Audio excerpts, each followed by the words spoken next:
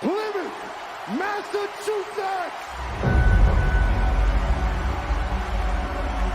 What is it? Let them hear you.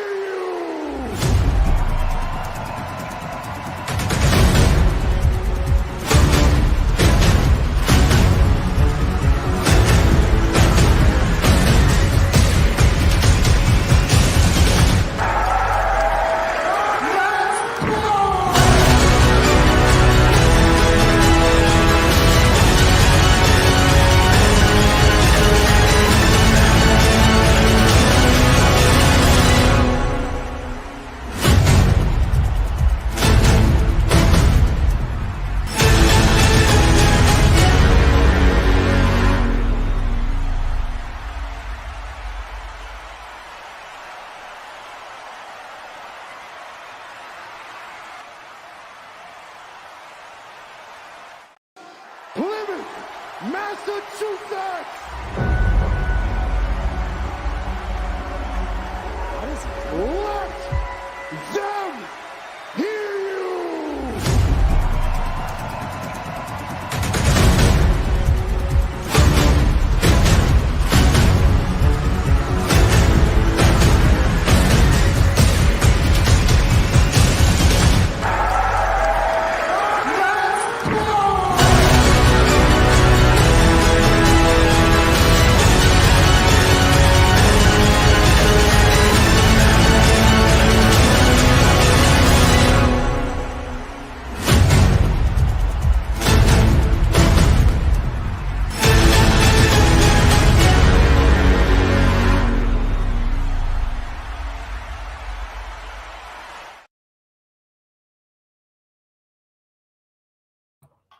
Now good. There it is. There we go. Now we're sounded off. Listen, this isn't a throwback episode where you're seeing all the old faces. We are here live in the new studio.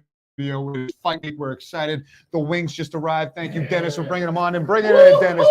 Dennis, bring them in, Dennis. Bring them in, Dennis. Say hi to the people, Dennis. Here, Dennis hooks it up here at Coops. There it is. What a setup. Those guys are great. Oh, man. Here's a ball for your bones. Oh, that's it. Coming in clutch. Big Mike DiSilva in studio here. We got Steve Domenico, the ambassador in-house. They're going to be bringing their picks for the 16 fights that we have on tap this weekend, May 27th, Memorial Day weekend. Plymouth Memorial Hall shows already sold out. Tickets are unavailable. You're going to have to purchase the stream. We're going to have links to that throughout the night and throws to that because it's the only way you're going to be able to watch it if you didn't purchase your ticket. And as always, boss man Michael Polvera, it's Fight Week. How you doing? You got a couple of monsters already in your system today. I'm sure that it's just today. Cheers, man. Importantly, cheers, We got friends in there. It's Fight Week. It's Fight Week. And I'm cheers excited. to is that Maria? Mario Palma. Shout out to Mario Palma. He's very excited for this weekend. It's his first MMA event. So shout out to Mario Palma. Picked a good one. Shout out to Maddie Levine. She's ready. Let's go. She'll be backstage side. All right. Shout out. Thank you, Dennis. So yeah, man, we're ready to roll. I'm rip roaring, ready to go. I couldn't be more excited. I've been saying it since this card. No thanks. Been put together. I honestly feel that this is possibly our biggest and most stacked have ever done. Top to bottom, so many high caliber matchups. And realistically, time will tell. It's going to be hard to compare to last event with those two fight of the evers in the main event and the co-main event. But I mean, honestly, time will tell. But coming into Fight Week, I don't think we've ever had such a stacked card. When I speak about it, it's like these are coin flips. I couldn't even tell you who wins, and you don't see that often on the local level. So shout out to the fighters on this card who have really challenged themselves and taken the hardest challenges they could get inside the cage. And you guys are going to be in for a treat this week. You got undefeated prospects taking on their toughest test to date. There's some serious matchups here where you honestly have no idea what's going to happen. They're very imaginative matchups. Anything could happen, and most of these fights, and it's right here. It's this weekend. Countdown is on. You know what's crazy? That this card could potentially set up a bunch of fighters from our local scene to the UFC. UFC is right around the bend. It doesn't get any bigger than that. All these guys are here, so show off. Come in, bring in your A game, and You know, let's make it to the big show. And Mike, we talked about that on the podcast. Oh, yeah. About it wasn't set in stone about the UFC, Yep. and it looks like it is now. And as they put out there, Sterling against O'Malley there. I So, know, but then you see Sterling came out the Yeah. other day. He's like, not so yeah, fast. exactly. But either way, you're absolutely. You guys are both absolutely right. You know, show up, show out, put on a good show, and you never know. This could set up a nice time frame for maybe a contract, UFC Boston, whatever. But either way, UFC or not, like these fights in front of these guys right now are huge. And that should be the number one thing on their mind is getting past their opponents this weekend. And then the cards will fall where they may lie. But there's a lot of stakes. There's huge stakes. I mean, you look at this card top to bottom, our first ever professional heavyweight title holder, you know, that matchup between Bone and DiSilva, we're going to go break down the whole card. So I'm not even going to start going into it because it's like, if I start going, I'm going to want to talk about They all make a case for it. It's a big year for the mixed martial arts community in New England and in Massachusetts in general. First time that the UFC's coming to town in 4 years. So everybody's really pumped up for it. But these 32 competitors have one focus in mind coming into this weekend. They can't look too far ahead because each one of them has a tall task ahead of them. All of these fights are extremely competitive, top to bottom. It's insanity. It's going to be high octane, calculated violence throughout, and I can't You're wait. still in Peter Barrett's line. Listen, he with that last performance, like you were saying, all of the masterful calculated violence from the back-to-back fights of the ever that happened are still circulating through that building, and all of these fighters, I'm sure, are feeling it coming into this week. So, Steve, what are you thinking? A long time you've been to a live show. Yeah. This one got you off the couch. Yes, definitely did. This one got you off the couch. Definitely did. I miss it. I miss being around that cage, watching the action, the crowd in Plymouth Memorial Hall. I definitely miss it. I've been doing the fight companions, and they've been. It's not the cool. same. It's not the same. It's definitely not the same. Well, if nothing else happens this upcoming Saturday night, I feel I won. I got your ass off the couch. Yes. You got you back to attending live events. So got that covered. Just a couple housekeeping things. The show is sold out. I do know a couple fighters have hit me up and mentioned that they stashed a few tickets. There are a few tickets out there, but you kind of have to cherry pick what fighter has them because they're holding on to these things like gold. And but the show is sold out. With that being said, the crowd is going to be bananas. If you've been to a Cage Titans event anyways, the line goes down the street. We didn't have the hall pass last event, but by popular demand, we brought it back. I mentioned that earlier today in an announcement. So the hall pass is back. So if you want to go, it's limited to the first 100 people. So go on over to CageTitansFC.com, get your hall pass. And with your hall pass, you get to enter the building an hour before everybody else. You get to skip the line and go through your own dedicated entrance. And then when you get in that hour early, you're in the building before the rest of the crew. So you can get your favorite seat, wherever that may be. You could literally walk around that first hour and sit in the seat, take your view. I don't like this. Get up, go somewhere else, pick the view. And then the other thing that I pointed out today on social media, you get to see the fighters as they're arriving. You get to see them warming up. So it's a cool experience. So if you haven't already, head on over to CageTitansFC.com and get your hall pass. We did it back in January, and then we stepped away from it last show. But people were like, hey, how do I get the hall pass It was again? a double header. It was a double header. There was no hall pass when we had to prep a building. Yeah. For But either way, yeah. Get those hall passes. we're here today to talk about the entire fight card. And real quick, I want to make this known, and I say this all the time when we go with the hot wing hot take. It's been a while since we've done We one of haven't these done a shows. hot wing hot Full take. disclosure here. Yes. So just to all, Mikey DiSilva There we go. is a super fan, but he is a representation of himself. So no matter who he picks, that is not indicative of what we feel at Cage Titans. Hold on. So before he gets to we're gonna get to that. But remember that fighters. All right, so fighters, if Mikey picks against you, you don't get mad at you, because if you go out and prove him wrong and he wins, your first beer on him. So it's kind of like Find the big man with the Patron, and he's Yeah. gonna. We don't talk about that. We don't talk about We don't talk that. about All right, that. there, nobody don't No, worry. no, no. Find the big Question man. You find Question me, about and I'll get you Mikey's beer. picks. Does The do you have Patron's his at the after record party. of, we how don't it's doing? have a rolling tally, which we should probably do. been like 2 years since we've done this. So yeah, we haven't done one in a Hey, while. I got the tally Mikey- right here. Mikey is protecting us, and he has a big boy job now. So so he's not been able to be here live, but he's finally back. The Hot Wing Hot Take is finally back, Where's the logo? and I know I should Where's have. the logo? I didn't bring the logo. Oh, It's, I gotta get the logo. It's probably on there somewhere. It's somewhere on there. But anyways, I'm excited to have Mikey back, and he's gonna be picking against Domenico. We're gonna have a little bit of fun. But fighters, please remember, and fans, please remember, this is all in good fun. Don't get mad. It's a good time. And after we go party. Yeah, and afterwards, and hey, listen, I've had guys that are like, that'll be on the comments, be like, please, Mikey, pick against me because I know I'm going to win and I want my first beer for free. We've had some great moments where we've had people in studio and literally Mikey in front of them will pick against them and they get a little upset. We've had guys run over to the cage yelling at you, and we've had guys running over high-fiving you. So this is a little fun. It's a good part to have the community involved. You know, we say that at Cage Signs. We are Cage Signs. We want to involve everybody. So it's a little fun, but remember, it's just that. It's fun. It's there you go. It's all Well, fun at the after party.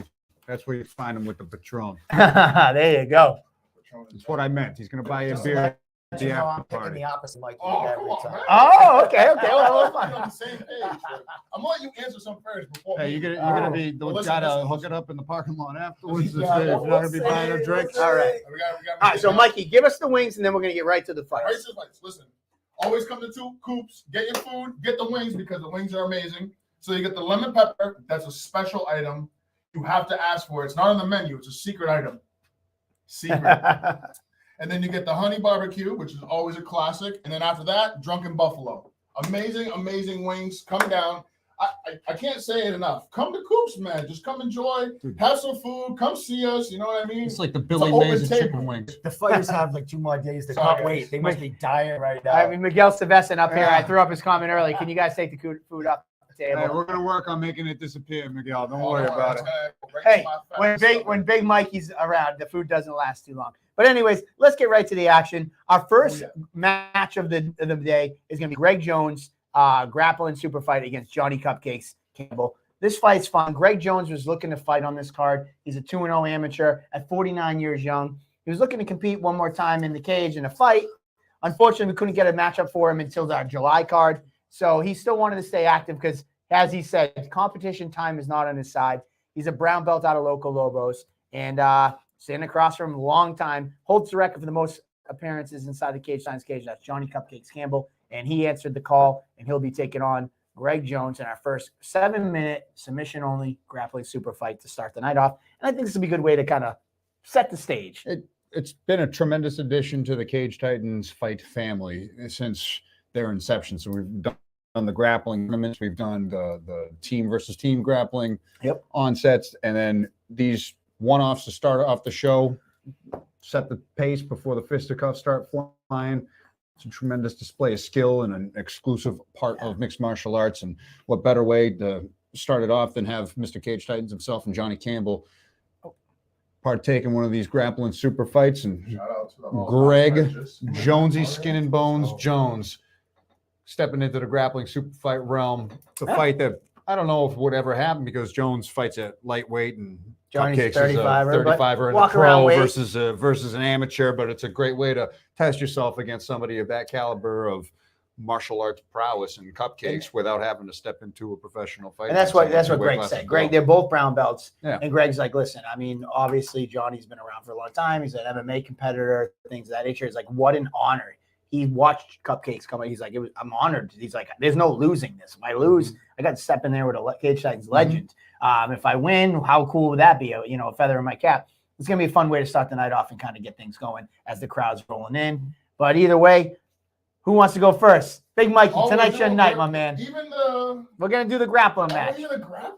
You want to do the grappling? Yeah, come let's on. do all of them, up and down, up and down. Hey, note though, I do like when the kids come through and do the grappling. That Kids is definitely fun. gets the Well, okay, crowd we can do hyped. this. We don't have to do a wing for this one because that's a 30 wing sampler, which we sell on our Yeah, menu. nope. So if there's 2 of you and there's We 15 want to eat all the fights, wings. Also got pizza no, too. you're gonna eat a wing every time you make a pick, and that whole thing will be gone. I guess. If you guys need So- to tap out, I'll eat whatever's left. All right. Local Lobo, Greg Jones. South Shore Sport Fighting's Johnny Cupcakes. Who you got? Oh, it's Jordan Cupcakes, man. All right. You're who you got? not doing the thing? No, That's we all right. were, but we're gonna get our hands. Yeah, dirty. good call, good call. I think that- Write it on the I whiteboard. can't pick against Cupcakes. He's a All veteran right. in there, so I They're go both with Cupcakes. they're both going with it. Got it. All right. We can agree on some things too, you know. All right. Those There we always have to be go. opposites. Grappling. Somebody wrote snooze fest. Hey, listen, man. You know what? If it's not for everybody, it's all right. That's the opening of the What is night. it, Snooze Fest? Yeah, he said snooze. Oh, All right. Well, you know what? If you're sleeping there in that, you're going to definitely wake the fuck up in the next matchup. The first Oh, official jeez. combat of the night will be our only Muay Thai fight of the night, and it's Will the Drill Doolin out of US MMA, undefeated, 1-0, knockout of the year winner last year with that elbow knockout, taking on No Stones Brody McDougal, who's also 1-0, also knockout of the year candidates. I think he might have won 1 year. I'm not sure. Needless to say, these guys are coming for each other's head. We had them both on Table Titans. They're stoked about this matchup. I'm stoked. I'm intrigued because Brody had some strong words. He wasn't I wasn't saying he wasn't mean, but he was just like, listen, I don't think Will's ever fought anybody my caliber. He's like, he's not my caliber. And, essentially, like, he was surprised that Will took the fight, and he plans on just putting on a dominating performance. Well, that's just kind of how they roll at US MMA. They don't take no for an answer when it comes to a fight getting offered. And Brody's stepping in on short notice for this fight, if I'm not mistaken. Brody was preparing for an MMA fight. Yep. Is Brody also the welterweight amateur champion? He's 2-0. No, he's 2-0 welterweight. Yep. He was actually going to fight for a 3-0 welterweight. He was going to fight for our amateur welterweight He hurt title his this hand or show. something, right? Hurt his hand. All right. Then it was postponed. Then he was trying to come back for this show. An opponent we had lined up for the welterweight title. There might be a surprise. Okay. Call out and announcement after this fight. Okay. But either way, yeah, that's the same Brody McDougal. Okay. 3-0 MMA fighter, 1-0 Muay Thai fighter. So yeah, and the No Stos and US MMA both are cut from the same cloth when it comes to accepting opposition. The answer is yes. They're going to fight. They're going to show up and they're going to throw down. So even though Brody might be feeling that way, saying that he never fought anybody at that caliber, Will the Drill Doolin does not care if that is true or if it is not. He's going to go in there. He's going to throw down. He's going to try to take Brody McDougal's head off, as is Brody to Will. Both guys I got a tremendous amount of respect for. They're both fierce competitors with finishability in both hands, both shins. They're going to bring fireworks at each other. They're both Will the Drill and Brody the American Psycho McDougal are in to bring fireworks. I see Domenico. He's got his notebook over there. Before we get to the picks, Hey, Jenna Aldro, she needs to scoop on those stash tickets. Actually, I believe Will Doolin, whose fight we're talking about, has some stash tickets. He is only on Instagram, though. There you go. There's your little scoop. you gotta get your tickets. So, I'll go first. here we go. Oh, Some of these picks of mine are going to be based on people I know and don't know, but I've seen McDougal fight, and I've seen him lay a couple of people out in there. Did watch his Muay Thai fight and MMA fight, and he was in line for that title and just hurt his hand. I got to go with that kid. What I've seen from him, he's a beast. No disrespect to Doolin. I've never seen him. Yeah. And if he wins, that's a huge task right there. And all the power to you. But I got to go with the dude that I know and seen. And the kid's a beast. This kid is just straightforward. And he's on a mission. And he's from Nostos. And, man, those guys are, Cage Titans veterans now, those kids coming in there now. So there you go. Domenico's pick for the hot wing hot take. How we doing, And how we doing the picks, though? what do you It's say? regular plain pick? Haven Kaler Brown is picking Brody as well in the comments. Well, Mikey, so you heard your boy Domenico. And remember, guys, this is Oh, fun. there you go. Domenico, no, I'm saying because Domenico seemed like he was a little hesitant on picking somebody, but again, this is fun. Well, he's, Domenico on the Room podcast. He doesn't, oh, he didn't. do I have? You have to eat All the wing. Here we go. This is the hot one. I'm just looking at it. Oh, you hear that? I can't stare at that pizza. It needs to, All right. needs to be diving into. You got All right, it? there we go, Mikey. Domenico finishes yours because we want to keep the show to under 2 hours today. 2 hours. Let's go. We have a time limit. Give me Will Doolin decision.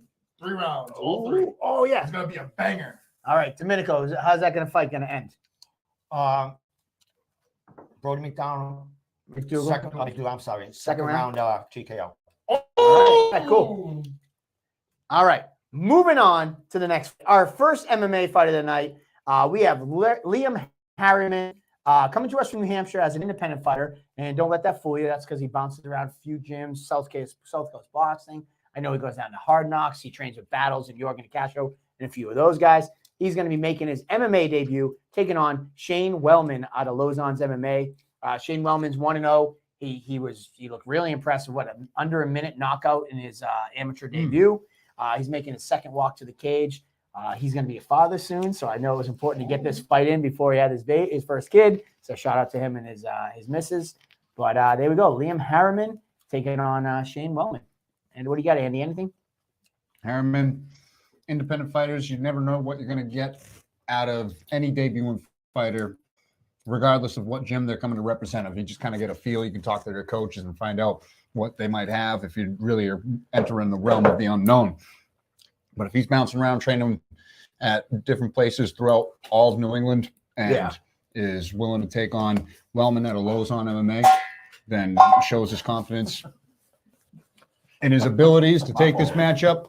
And Wellman, I mean, he doesn't really have too much tape on there because his fight ended so quickly because he's got power in his hands. And, he's been training tremendously hard for the past number of years and was dying to make that debut. It went quick. He got that rush, got that first win out of the way. And I'm glad to see him jumping back into the competitive realm so quick and that we were able to find an opponent at that weight class even quicker this time around because he showed some real prowess in there in his first fight. Yeah, you mentioned Wellman. He had that quick debut, but he trains with Lausanne's and all of them. There's 9 guys that cross train at Lausanne, so these guys are all putting the work in, and he's the first one taking the step to the cage on fight night. He's going to be trying to set the tone. I can't say enough about Harriman, though he is independent and though he is making his debut in that whole mindset of you don't know what you're going to get. I do know Brendan Battles brought me this kid's name. This kid Harriman drives all the way from the Seacoast in New Hampshire down every Friday night to train with Jorgen Castro, Domingo Barros, Brendan Battles, and all those guys in their I think they call it their heavyweight room that they do every Friday night. This guy's making a trek over almost 2 hours to get down there to train with these guys and go back. He's fully committed to this sport. He wants to really prove that he has something. So normally when you see an independent, you think, man, this guy's just training out of his basement or whatever. This guy is training multiple places. He's over at Hard Knocks. Like I said, he was training at Regiment with the big boys, Seacoast with Timber. He's been around and he's really putting the effort in. And that's why Brendan Battles gave me this kid as a stamp of approval. Like, I'm giving you this guy because he's legit. So I think there's a lot of question marks here because we have only seen 40-something seconds of Wellman, but you only can base it off his background. Same thing with Harriman. We haven't seen anything. Based off what I hear, this fight could be the sleeper fight here. Woo! A lot to digest, boys. A lot to digest. Every trip. All right. Every trip we do a different one. Well, personally, I'm a big fan of the flats. So, all right. So I'm going first. I think he's telling you to take the. Yeah, I like drumsticks. drums. No, I'm not saying that. Listen, I'm just Ain't gonna argue with this guy. You know what, bro? Curveball. Give me the independent guy. Oh. Give me that independent guy. Let's see the independent guy, man. All right. Taking Liam Harriman. All right. Harriman, how are you going to have what do you got there? Hold it up. Let me get that second round, man. You like that Second round sub. Second sub? All right, cool. So, All right, I don't know. Hands gonna set up the Well- submission, my man. All right, there we go. as far as me, Mike, you kind of sold me on I would imagine Liam's the underdog coming here with this kid having one fight, Wellman already having one fight, and you sold me on who he trains with. I know Lausanne guys train with everyone and they go crazy, but I think I'm going to go with the underdog on this one, and I'm going to take the Harriman dude. Okay. How you got Harriman? They're 185ers, so I don't see this fight making it out of the second round. So to end second round, I'm not sure how, but you have KO or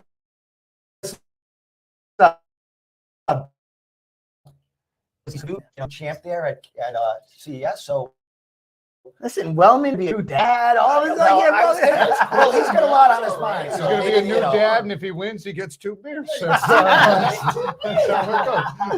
it goes. So it's Oh man, I These love beers it. ain't cheap. I didn't Just want so to you pick know. against Lausanne but I'm taking the underdog. All right, What cool. flavor? Hold on. What flavor wing you eating? I'm eating the middle one. What is that one? Barbecue. All right, cool. So Right, while you he's can't go finishing wrong. up his You wing, can't go wrong. we're going to get to our next fight of the night.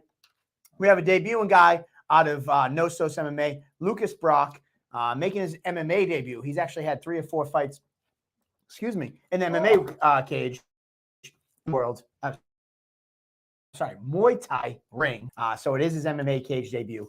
He's taking on Matt Martinez out of Sidyatong. If you remember Matt Martinez, Yeah. he had a great debut. He came up to a great fight with Carlos Palestia.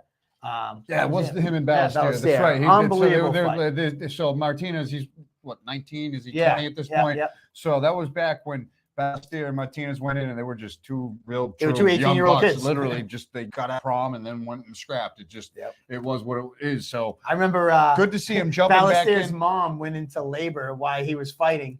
And then afterwards, he's like, can I get my envelope real quick? I got to go. My mom's having contractions. But yeah, that was a crazy fight, him and Matt Martinez. Yeah. And that was a day. Was that cage fight 50 day? I don't think so. No. I remember. Yeah, I remember. Either calling way, that night. I remember great calling that fight. so. And Lucas Brock, he's fought a few times in Muay Thai. So though it's his cage debut, they both have some experience. And again, we haven't seen anything of Lucas Brock in the cage fighting realm, but knowing that Muay Thai experience and knowing that he's coming out of Nostos, just they're throwing dogs to the wolves right out the gate, because that's what they produce up there, is just killers up there. And anytime I see a Nostos fighter making their debut, I'm always excited to see what the young bucks up in New Hampshire have to bring. But Martinez is a young buck himself who's already shown what he's capable of bringing. Came up short in a hard-fought decision. I'm sure he's going to be really hungry to get into that win column the first time, especially taking that experience in from his first Cage Titans appearance. So circle this one up. Bantamweights, bring it.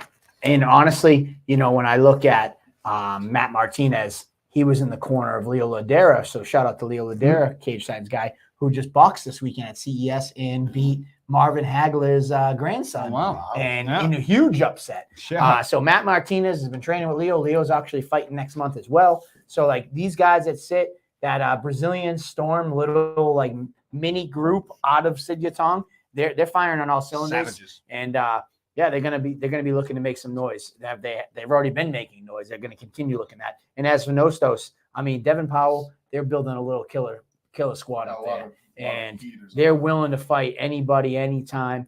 I hear this guy's kind of quiet, Lucas Brock, not really on social media, anything like that. I think he might be a silent assassin here. So this fight should be a fun one. Well, I'll pick first since he's not on social media and he won't see my pick. I'm gonna the Sidyatong. I already picked the Nostos guy. Sidyatong, this dude, he needs a fight. He can't go 0-2. Matt Martinez, and as you spoke, he had a great fight, come up short, but I think he'll go in there a little more hungry, and I believe he's gonna get it done. I believe these 135ers. I think it's gonna go to a decision. He's gonna get a decision. All right, cool. There you have it. Domenico's pick, Matt Martinez.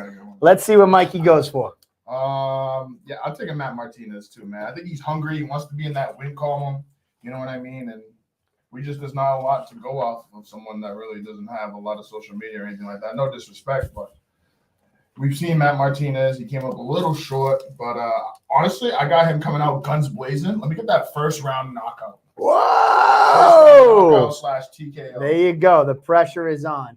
And as you're finishing up your wings, we're going to get to the next fight. This one, I don't even have to hype. I'm just going to say the names, and you'll take it from there, Andy. Jake Kasky out of Dexter's MMA, taking on Simba. Joe Atala out of Loco Lobo. Two featherweights that do nothing but bring the heat. That's all I got to say about this matchup. Both guys have nothing but respect for each other going into this. They know how competitive they are. They know how skilled they are. They know how much heart they possess. They know how durable each other is. And you can see a wide variety of highly contestable mixed martial arts skills out of these two amateurs. We've seen Kasky performing in this cage since his debut, and Atala we've seen fight Brett Layton, who I don't even know what's going on. But Brett Layton, that last fight was up. Person in the studio, guys.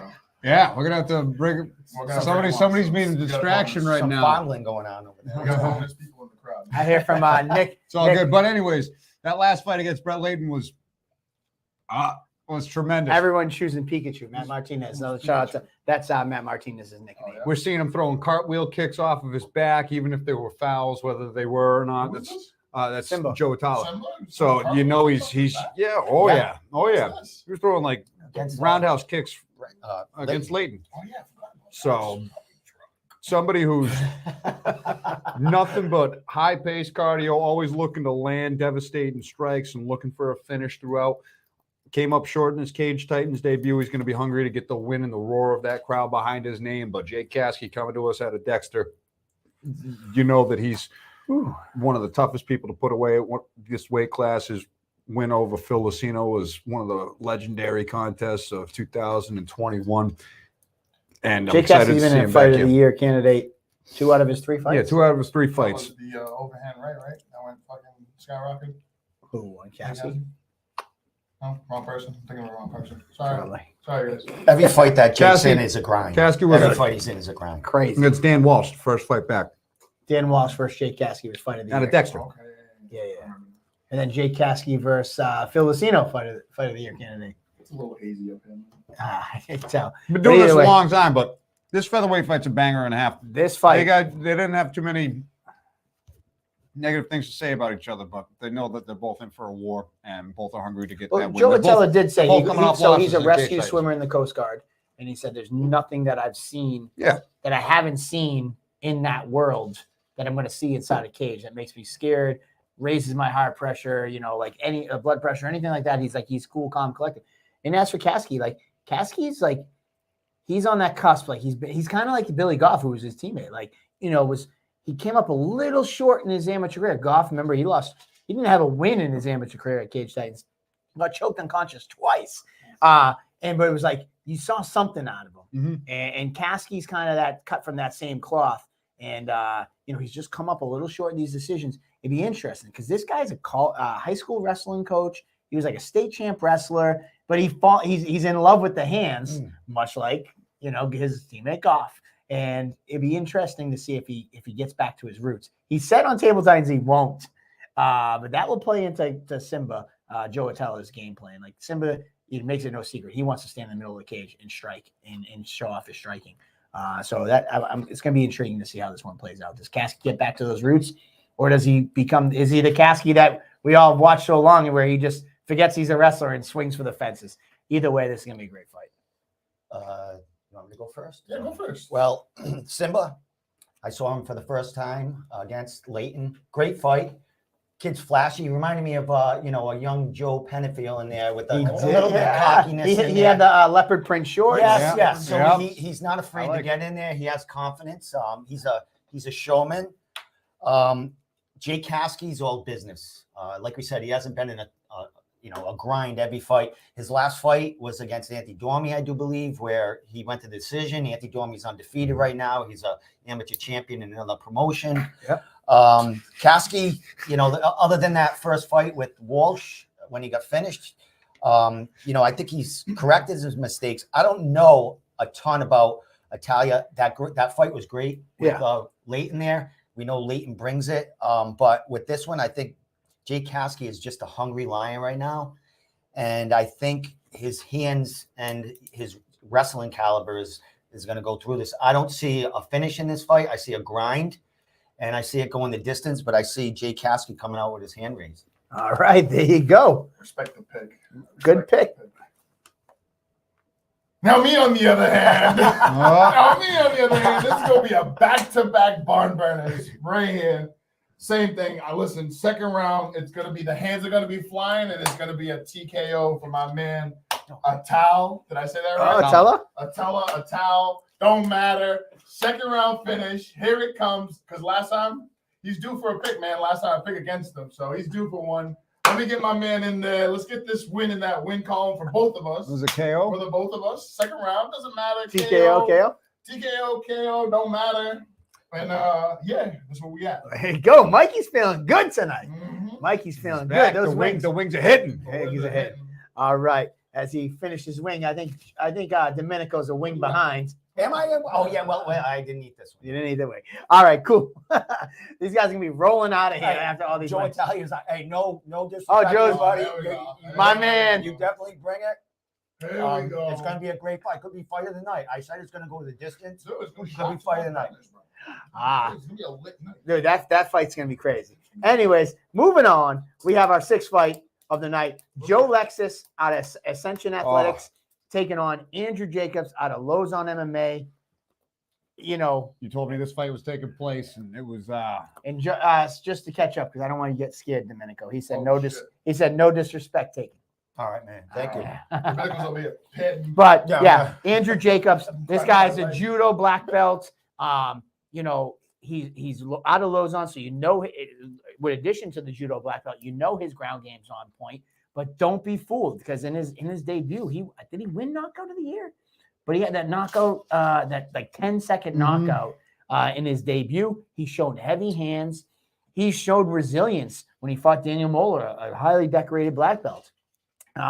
Andrew Jacobs has shown some rounded out skill set and training at Lozon's. Now he flipped to Joe Lexus. Joe Lexus took on Manchild.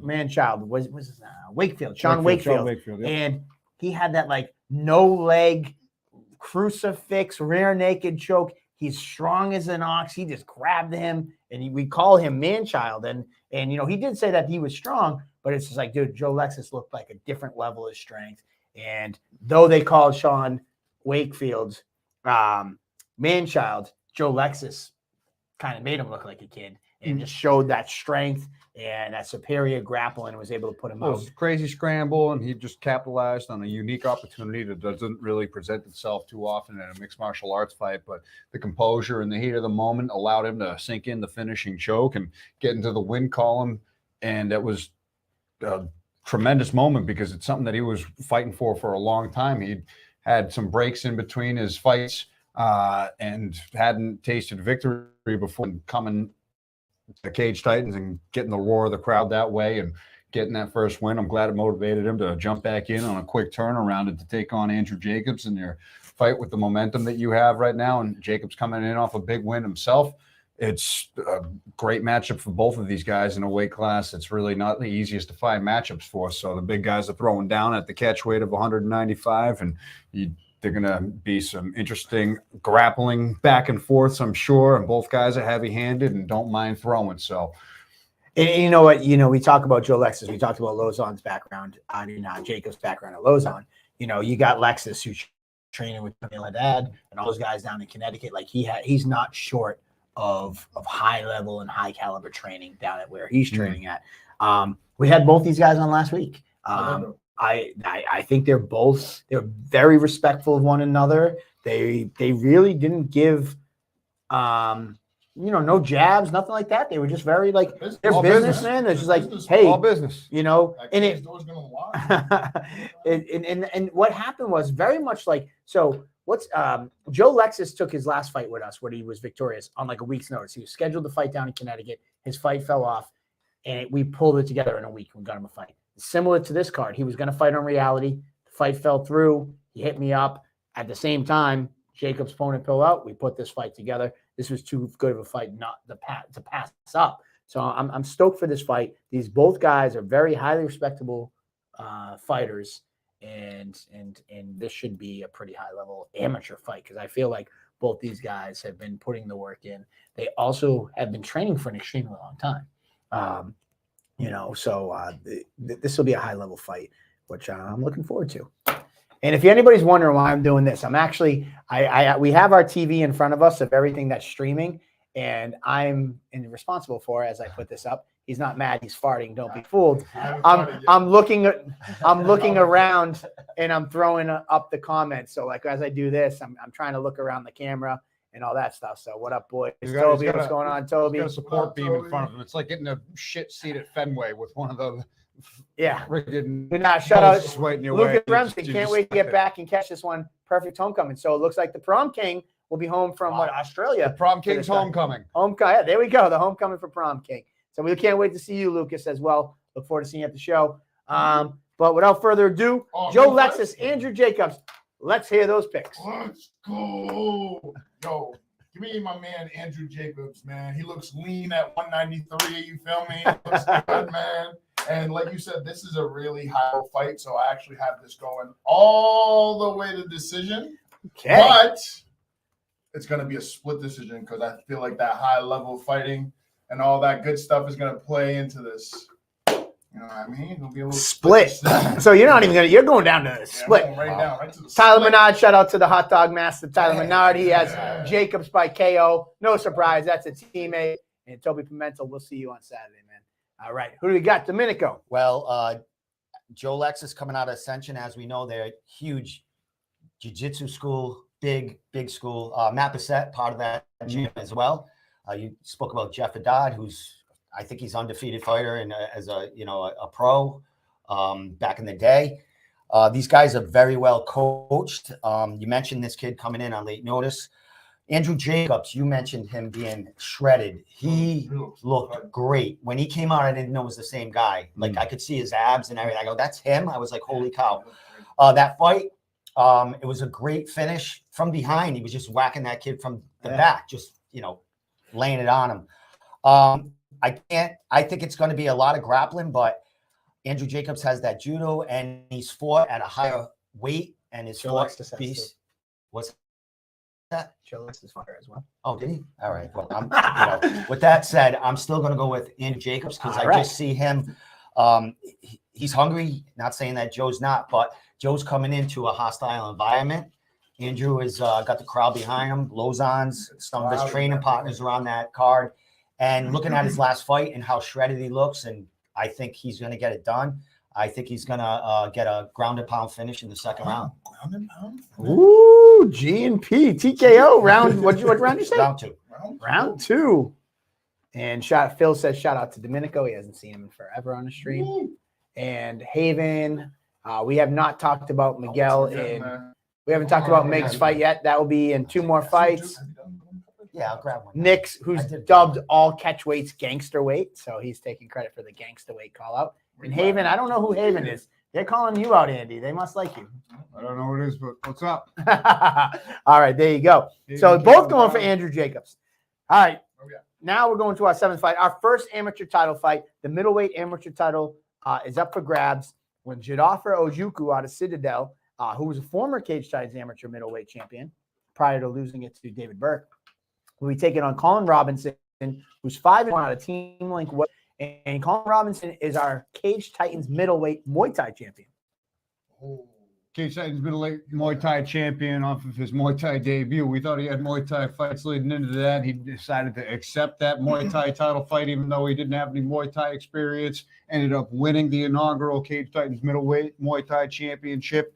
He wants more gold. So he's throwing on the 7-ounce gloves, the MMA gloves, stepping back from making his pro debut, just like you said, to capture the amateur gold. And Jadoffer Ojukwu coming back off a big win after losing that Cage Titans title is on a mission to gain it back. He's a ferocious and dangerous middleweight with well-rounded skills. He got caught in that fight against David Burke. Looked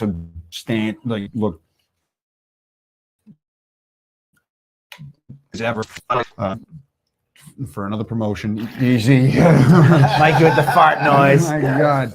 If you haven't told, He was like, Mikey "Oh, is a Cage Titan super I fan. got no You problem ever shouting out mention comments. another promotion around Mikey, he just It's the fart noise. That's what you hear. Yeah, but That's all mentions whack ass. I got no problem shouting out Combat Zone. It was a great fight. There, yeah. Whack ass Combat Zone. But I knew the fart was going. Oh, they were But talking anyways. about Andy Jacobs. Oh, Not yeah. He doesn't know yet. I don't know who that is. But And they yeah, said they like the guy in the there we gray go. That hoodie works because too. he and It's I great. have been in agreement on all the fights. So There we go. Say that again? Haven said, he goes, who's the guy, the dude in the gray hoodie? I He don't and I make have picks. been on all the. I don't make picks. So, But yeah, this title fight is David Burke is kind of in the works right now, recovering from some Yeah, it's funny. So, injuries, like, he's the probably gonna background get on the this winner. is He's probably going to he's get the winner. We don't know yet. We don't know yet. There's a lot. he sent me a message the other day. He was going to fight at 170. He's going down to 170. What? Now. So the reason why this title is up for grabs, David Burke is our middleweight champion. There was a lot of talk about him going pro, then him not being available to defend his title if he didn't go pro to the end of the summer. Now there's talks that he actually put his name in for a replacement fight at 170 this show. So there's a lot of question marks. So if he does come back, he'll probably fight the winner of this, but it seems like there might be some other things going on. So who knows what's going on right now? All I can tell you is that we're putting the middleweight title up for grabs. And if David Burke defends against one of these guys when he's ready to come back, cool. Or he might interject himself into the 170 field. So Right now, Jadoffer Ojoku, he looked great in his last fight. He got knocked out in his title defense, which he lost the title, he got caught, but he made his way right back up the ladder. And as we said, Colin Robinson was going to go pro. He decided to take a step back and decided to get some more amateur fights in. And because he hasn't had a fight in MMA, I think at this point in over 2 years. So it just Or in New England. Or in New England. He's never fought in MMA in New Yeah. England. So No, not in MMA. so he's 5-1, but we haven't seen him, and we've only seen him in the Muay Thai world. But he's got a great background. This fight, And he's loaded with Frank's Red Hot. he loves Frank's Red Hot, and these guys are every bit the 185. They're not 185ers with a little belly that are bloated 170s. These I guys. can't even believe Burke's trying to make 170. He's a big boy at 185. Like, these are true middleweights here. So these guys are true middleweights. Lars said, "Mama's boy, second round TKO." Mama's boy. That's Colin. Yeah. Yeah. Okay. And Will the Drill Doolin, he said, also good pick, Mikey. Will the Drill. All right, Sorry, there you go. Will. Nice seeing you. Sorry, Will. Again, Will, if you're just tuning in, remind you, this is all for fun. These guys are just doing that fun. These guys are just picking for fun. So without further ado, Jadoffer Ojoku out of Citadel 4-2, taking on Colin Robinson out of Team Link Worcester at 5-1. The amateur title. The amateur title is on the line. Amateur title fights always bring the heat. They always bring the heat. What do you got, boys? Dude, you know I got my man Dope, man. All right. He's gonna get that back. He's gonna come out firing on all cylinders. And honestly, I think he's gonna take it in the third round via submission, something special. He hasn't, shown off his submissions lately, so I feel like we'll see that. All right. What you think? Well, as we know, Jadoffer is a great grappler. Yeah. A great striker. He's fought Muay Thai. Mhm. He actually lost against the Muay Thai fighter that Colin won. Lamont Payne. So, yeah, they have a Lamont common Payne opponent. For the Jadoffer yes. lost to Lamont Payne in Muay Thai. Yes. Colin beat Lamont Payne in Muay Thai. Yes, for the title, for Yep. the 185-pound title. Colin has fought all over the world. He's fought in Europe for the Gamma World titles and for MMA. He's traveled alone, fought alone. He's coming back home. He's never fought in MMA, as we said, in New England. It's always been out of New England. This is a tough fight. These guys are both in incredible shape. Jadoffer is coming off that MMA fight for you guys where he lost the title, but he bounced back, and I think he had a first-round finish at another promotion. Combat Zone, yeah. I think it was, I don't know if it was a ground and pound TKO or a submission, but it was on the ground, so he showed some ground skill there. I can't, Colin Robinson is the 185-pound champion. He's hungry. He's coming in. His hometown is the Cape area. Yeah, he's going to have a huge crowd. I know Jadoffer is from Boston, and Citadel has a huge fan base as well that comes in there. Mhm.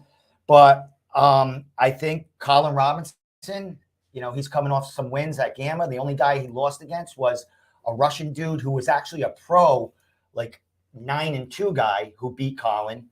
An amateur fight? Yes, but it's overseas. It's in Europe, Okay. so that shit don't, you know what I mean? So So who are we picking? I'm picking Colin Robinson. I'm gonna go with decision. With Colin Okay, Robinson. decision. Wow. Okay. All right. Nice. All right. And shout out to Rob Pico, who's in studio. He's also throwing He's coming comments up on. there. Oh, He's got- Rob Pico, you've Show been him outed. stream, You've man. been outed. There you go. Hold on. You guys He's know in him, the right? he's in the new studio. I'm seeing- There we are. Hey. Rob Pico. Shout out to Rob Pico, another super fan. Much of the same cloth as Mikey DiSilva. And everybody who enjoys a Cage Titans IPA from Second Wind Brewing has Rob Pico to thank. He was the one that was a fan of the brewery. He reached out to those guys multiple times over the years and said, listen, I'm a big fan of this Cage Titans crew. We would love to team up with you. And he pushed it. He was consistent. So everybody has Second Wind Brewing, Cage Titans IPA, Rob Pico to thank for that. So shout out. Bring a can out. There we go. As I hold up the 40 Yeah. as I cheers with a 40-second parallel. So, but it's been such a it started off. it's been It such a started great off a chain partnership. reaction with Look how beautiful this can second is, win man. and Look 42nd how parallel. Has beautiful been it a is. couple of They tremendous made some beautiful beer cans back there, partnerships. too. There you go. You Yeah. can zoom in over my head. There you go. You can see a couple. I don't know.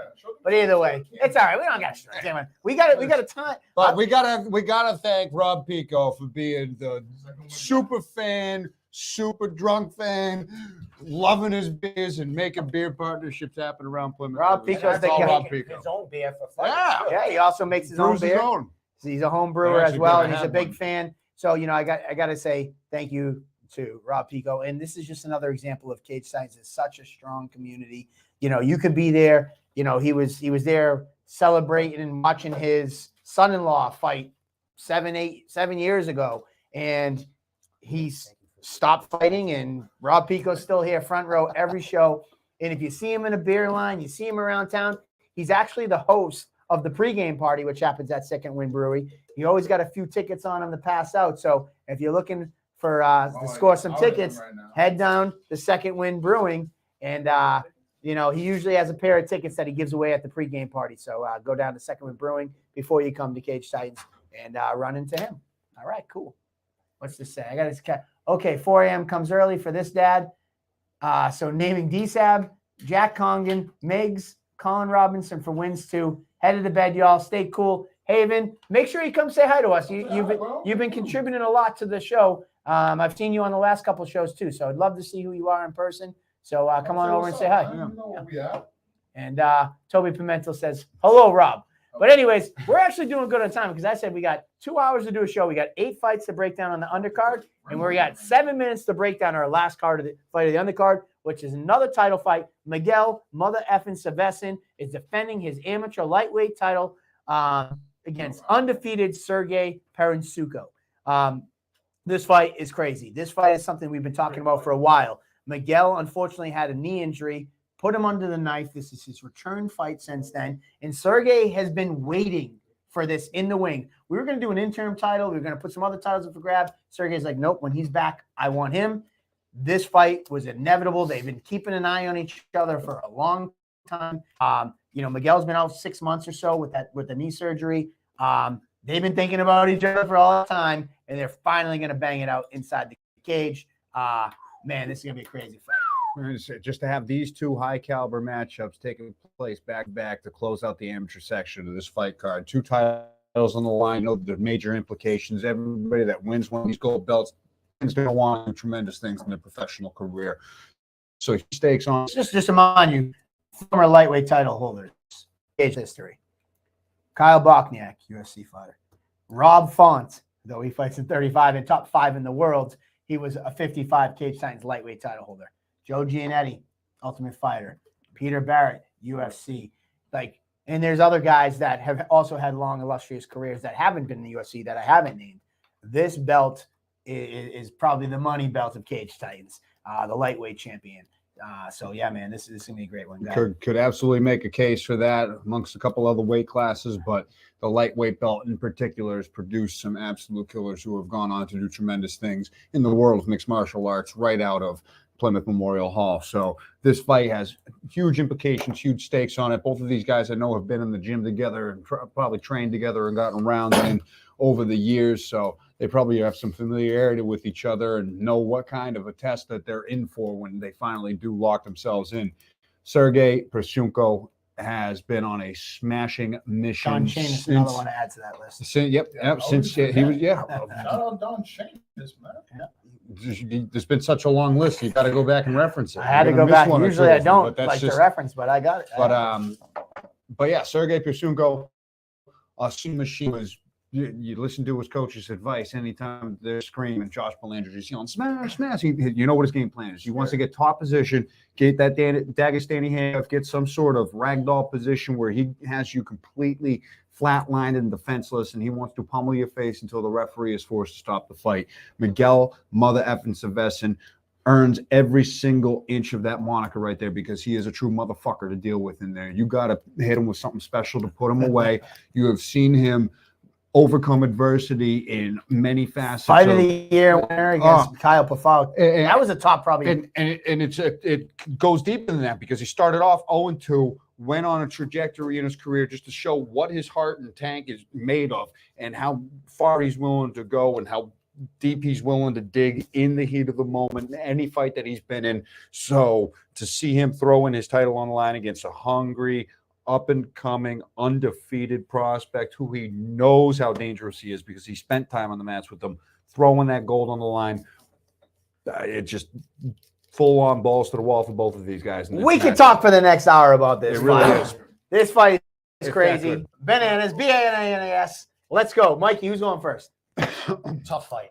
Tough fight. This to is a call. tough fight. Depending on where it goes, it hits the ground. Sergey's got the fight, I do believe. He's grind you. He's just there's no stopping in that dude. You know, he comes from Loco Lobo, trains with Josh Belanger, who Josh has been high on this kid from the start. I think he fights at 170 also. Belanger? No, Oh, sorry. Sergey, yeah. Sergey. Yes. He So and he's that's a big funny kid. because he's dominated He's a at big kid. 70. Yes, he's a big dude. Now he's going to be cutting down to yes. Is this his first fight at 155? first. He did a 60 catch weight against Ben Grady. Remember? And Ben Grady undefeated at the time, 5-0, and he put him away. Miguel Sevinston, great hands.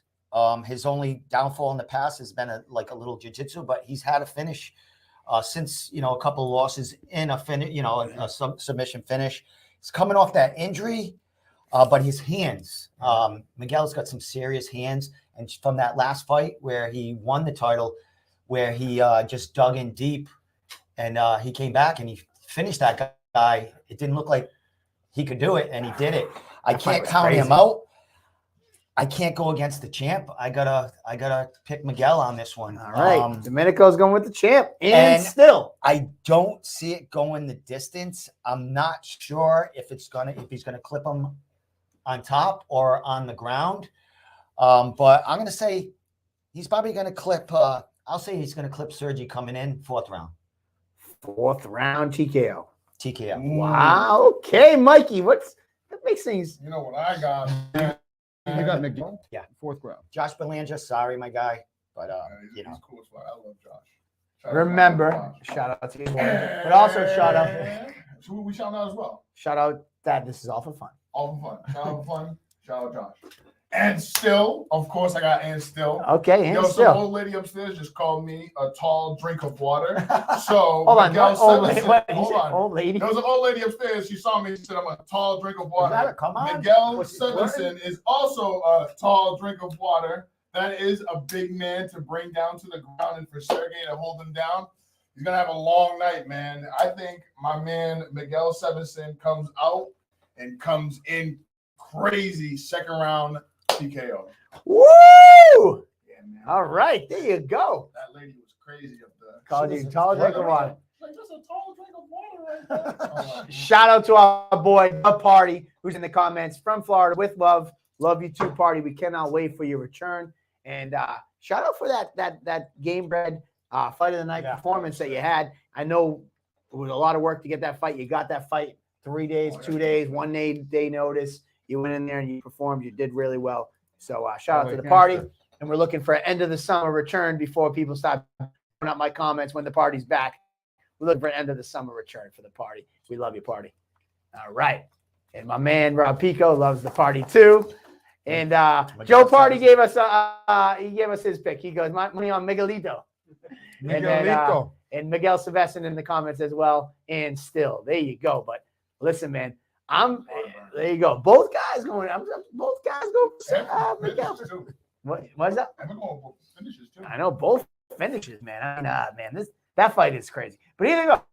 I was talking to Joe before, and Andy and I we broke down. We had a meeting about the card the other day. We did 8 fights, all the pro fights in an hour, and we were talking about how we were going to be here for like 3 hours. And I'm like, no, man, we did the whole pro card in an hour. I said we're going to do the undercard in an hour. We're at 59 minutes and 25 seconds, so not too shabby. Yeah, we're doing good, man. Doing all right. Well, there you go. Now we got a huge pro fight card, main card, all pro fights, 8 pro fights, and headlined by the crowd. First ever in 13 years professional heavyweight title going on the waist of either Brandon Battles or Ross Hilton. This fight is huge, but let's go right to the beginning. Our first pro fight of the main card is John Medina making his debut, taking on Joe Poria out of Lozon MMA. Joe Poria 1-0. He made his debut last show. And Joe Poirier, you know, he's known as the world's largest flyweight. He's known for his great hands. He's known for those crazy submissions, that guillotine he's got. Now, on the flip side, Medina, we don't know a lot about him. He's had a few Muay Thai fights. This is his MMA pro debut. He's not a social media guy, no social media. I think he has a Facebook, but he doesn't like use it. There's not a lot to be known about him. And he said when he was on Table Tights, he goes, I'm just going to let my talking be. I'm not here to talk much or say much. When I show up on fight night, that's when you're going to find out about me. So he's kind of being a little recluse, like, you know, like a little mystery about him. We don't know what we're going to get. We know Joe Poirier had a lot of fights in his amateur career with us, and we're going to learn something about this fight when Joe Medina walks in on fight night. So I can't tell you much about Medina. I know he trains with Frank Falso. He's trained with Team Yayo. What was it? Yasin Biro? I can't think of his last name. But a big lion fight Muay Thai. Yeah, lion fight guy. He trained at Gillette's for a little while. So he's bounced around a few gyms. And, you know, he's, like I said, he's had a couple more Thai fights. He's had the kickboxing so experience. We'll see what happens. And he's hungry to jump in. I'm sure he's seen a lot of the footage of Poirier's amateur career and his pro debut. And Poirier looking to become the next big prospect at 125 pounds. Taking this at a catch weight, looking to keep that string of first-round finishes and devastating submissions going.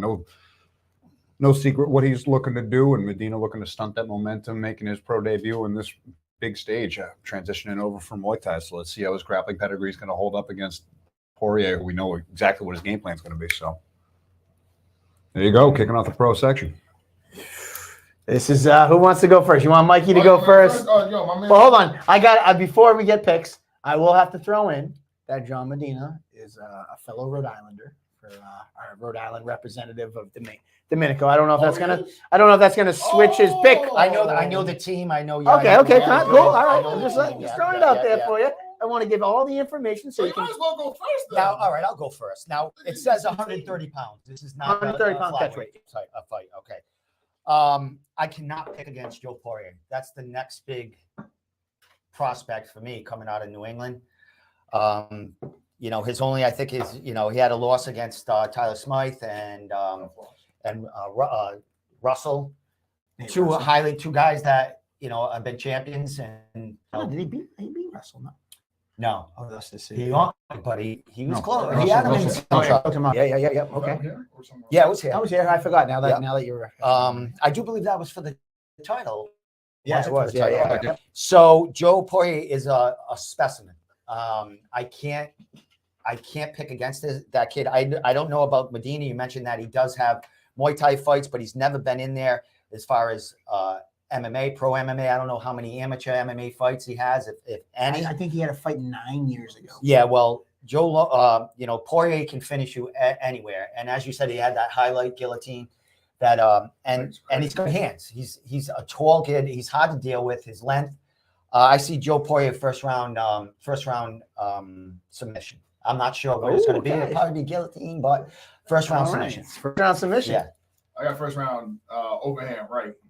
Ooh. First round KO. I've seen some So you guys are going deep. You're saying you're even going as far as calling the guillotine, and your guys going as far as hands. Right over the top, man. Crazy. I will say, you know, both guys. Somebody said he's a great guy, Joe Poirier. I will say Joe Poirier is a great guy, and I got to say all great things about Medina too. You know, he's been a pleasure to work with. You know, sometimes when you guys get first times, you don't know what you're getting, and he's been a pleasure to work with as well. So I think this is going to be a fun fight to kick off the main card. I think these two guys, from the way it sounds, Medina is going to come out firing, and obviously we've seen Joe Poirier fight, so we know he likes to come out guns blazing as well.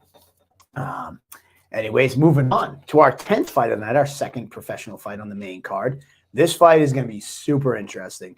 Jay Kixenbaugh out of Bone MMA, 2-1, taking on Aaron Hughes at 3-3 out of Regiment Training Center. Does Aaron have a nickname? Short fuse. Short Fuse. Sorry. Short Fuse.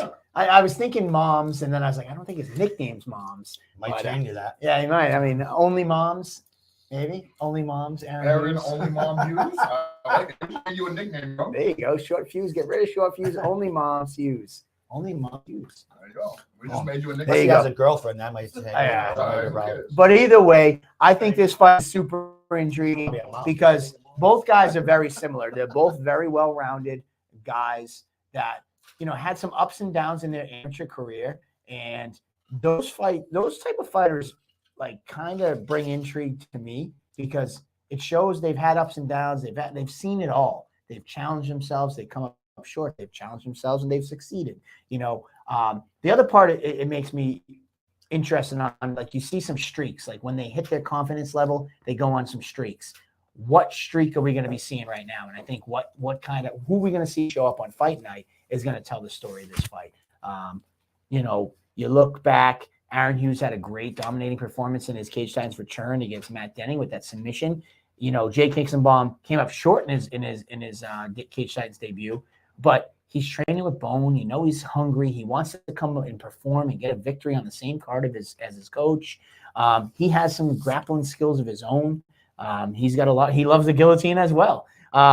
He's long and rangy, which Hughes' last loss against a long rangy guy in Anthony Vasta. So does body types come and play into this? The mentality that they're coming into this fight come into play with this. Where does the fight take place? I don't know if either one of them really have the super advantage. This fight is one of those ones where it's like, shit, this is very interesting match. And I don't know how I see it playing out. Aaron Hughes riding the momentum with the last win, and Hixenbaugh, though, coming off a loss. It was a great fight against Jerry Muse, and he had that first Cage Titans experience finally under his belt. So he basically said everything that needs to be said about this fight and how closely contested it is and the stylistic matchup that it is and how their styles compare and contrast. Both guys are able to finish it on the ground, on the feet. Both guys are both powerful strikers coming from good camps. And both these guys are guys early in the career on their trajectory up. And they both have teammates fighting later on the card that they want to get momentum ahead for. Mitch Raposo fighting at a regiment as well. Aaron Hughes definitely wants to bring a win in that column under regiment and bring that momentum towards his teammates' way. And Jacob Bone obviously fighting later in the card, and Hixenbaugh wants to bring the win to Bone MMA that way as well. So Aaron's a lot of tiny I've never been able intangibles. to fight on the mid, like as pros. It's the first time we're fighting together on a pro card. And they've been training together for years and years. You see him training together in all the. I didn't want to talk about this fight anymore. I want to get to the picks. Yeah. So Why you first? No, that's great. I want to hear the picks. Let's go. Am I going first? Yeah. I'm going to say right now, I'm just picking the opposite of you. Oh, that's crazy. You know what, bro? Who are you going to go with? Fuck it, man. I'm going to get some hate. I might get some love. Who knows? Oh. Give me my man, Jake Hixenbaugh, man. Oh. MMA. No. Yeah, man. I'm going to give it to him. I'm going to give him the nod. Okay. I'm going to give him the nod. I'm going to give him a decision nod, though. I don't think he's going to be able to finish Hughes, but I'm going to give him a decision nod. All right. I already told you my pick is going to be the opposite of Mikey's, but I'm going to talk about these two guys because I interviewed them both. Jake Hixenbaugh, like you said, had that fight against Muse. He had his moments in that fight. And as we know, Muse, I think, is 4-0 now. He's got two twisted submissions. Yeah. Jake looked good in that fight. He had some control. Talking to him, he said he just tried to rush the finish, a couple times in there. It looked like he ran out of gas a little bit. Aaron's hungry. Aaron wants to get on that. He wants to get on the rankings. He's like, I'll be on that next fight. He's confident. Aaron's always confident. I love both these kids. They're both my friends. Outside of fighting, it's hard for me to pick against one of them. I think it's going to go to the decision. I think it's going to be a split decision, but I'm going to pick against Mikey, and I'm going to have to go with Aaron just to be opposite of Mikey. This is a crazy. So it literally, I was just talking to Pico upstairs off air, and I'm like, dude, I have no idea who I'm going to pick. Andy, what do you think? Lars is his odds -145 and Hughes +150. I'm not an odds guy. What does that mean? Yeah, where them odds come from? Did he make those up? I don't know. That's what So- I don't know where he's. What does that mean? Who's the favorite? It means that minus is the minus favorite. the favorite. Minus is the and it's favorite. not by much. So he Yeah, has that's a Hicks close as fight. the favorite. So you got to put $100 or $145 on Hixenbaugh to win 100. And Hey, if you put $100 on Hughes and Hughes wins, you get 115. All right, there you go. All right, so that's it. At least I'm pretty sure that that's what that means. Yeah, I'm not a betting guy. I don't know. I've never bet on a fight. I was looking for a coin to flip on this, and I was just gonna Well, call that's tails and heads It's for each pretty guy, close to but- a pick 'em fight right there when it comes to odds. I know that much at least. Somebody said, I love a mystery. Stacy Shorey. We all love a mystery. And actually, Lars said you got it. What? So you had it So right. you The were odds. That's about what you're saying. Yeah, 145. so you got to put 145. But he didn't bucks answer on us this who one. made those odds. Probably, I don't know. Probably You maybe because it's so close. Well, Probably because so close. I wonder if they have them up on Spectation. They might. Hey, shout out Spectations. I don't know. Yeah. Catch the stream. Definitely. All right. Next up, this is probably Andy's favorite fight when we were talking about early. Will Smith out of Black Wolf taking on Andrew I got a Valdina. lot of favorite fights. I on know, this I card, know. man. You go ahead. You take this one. Take this. Go. You got it. This is Will Smith trying to knock off another goose egg of an undefeated prospect, coming back off of his big win over Cam Arnold, a fight that he overcame adversity in and was able to come away on the scorecards late in the fight.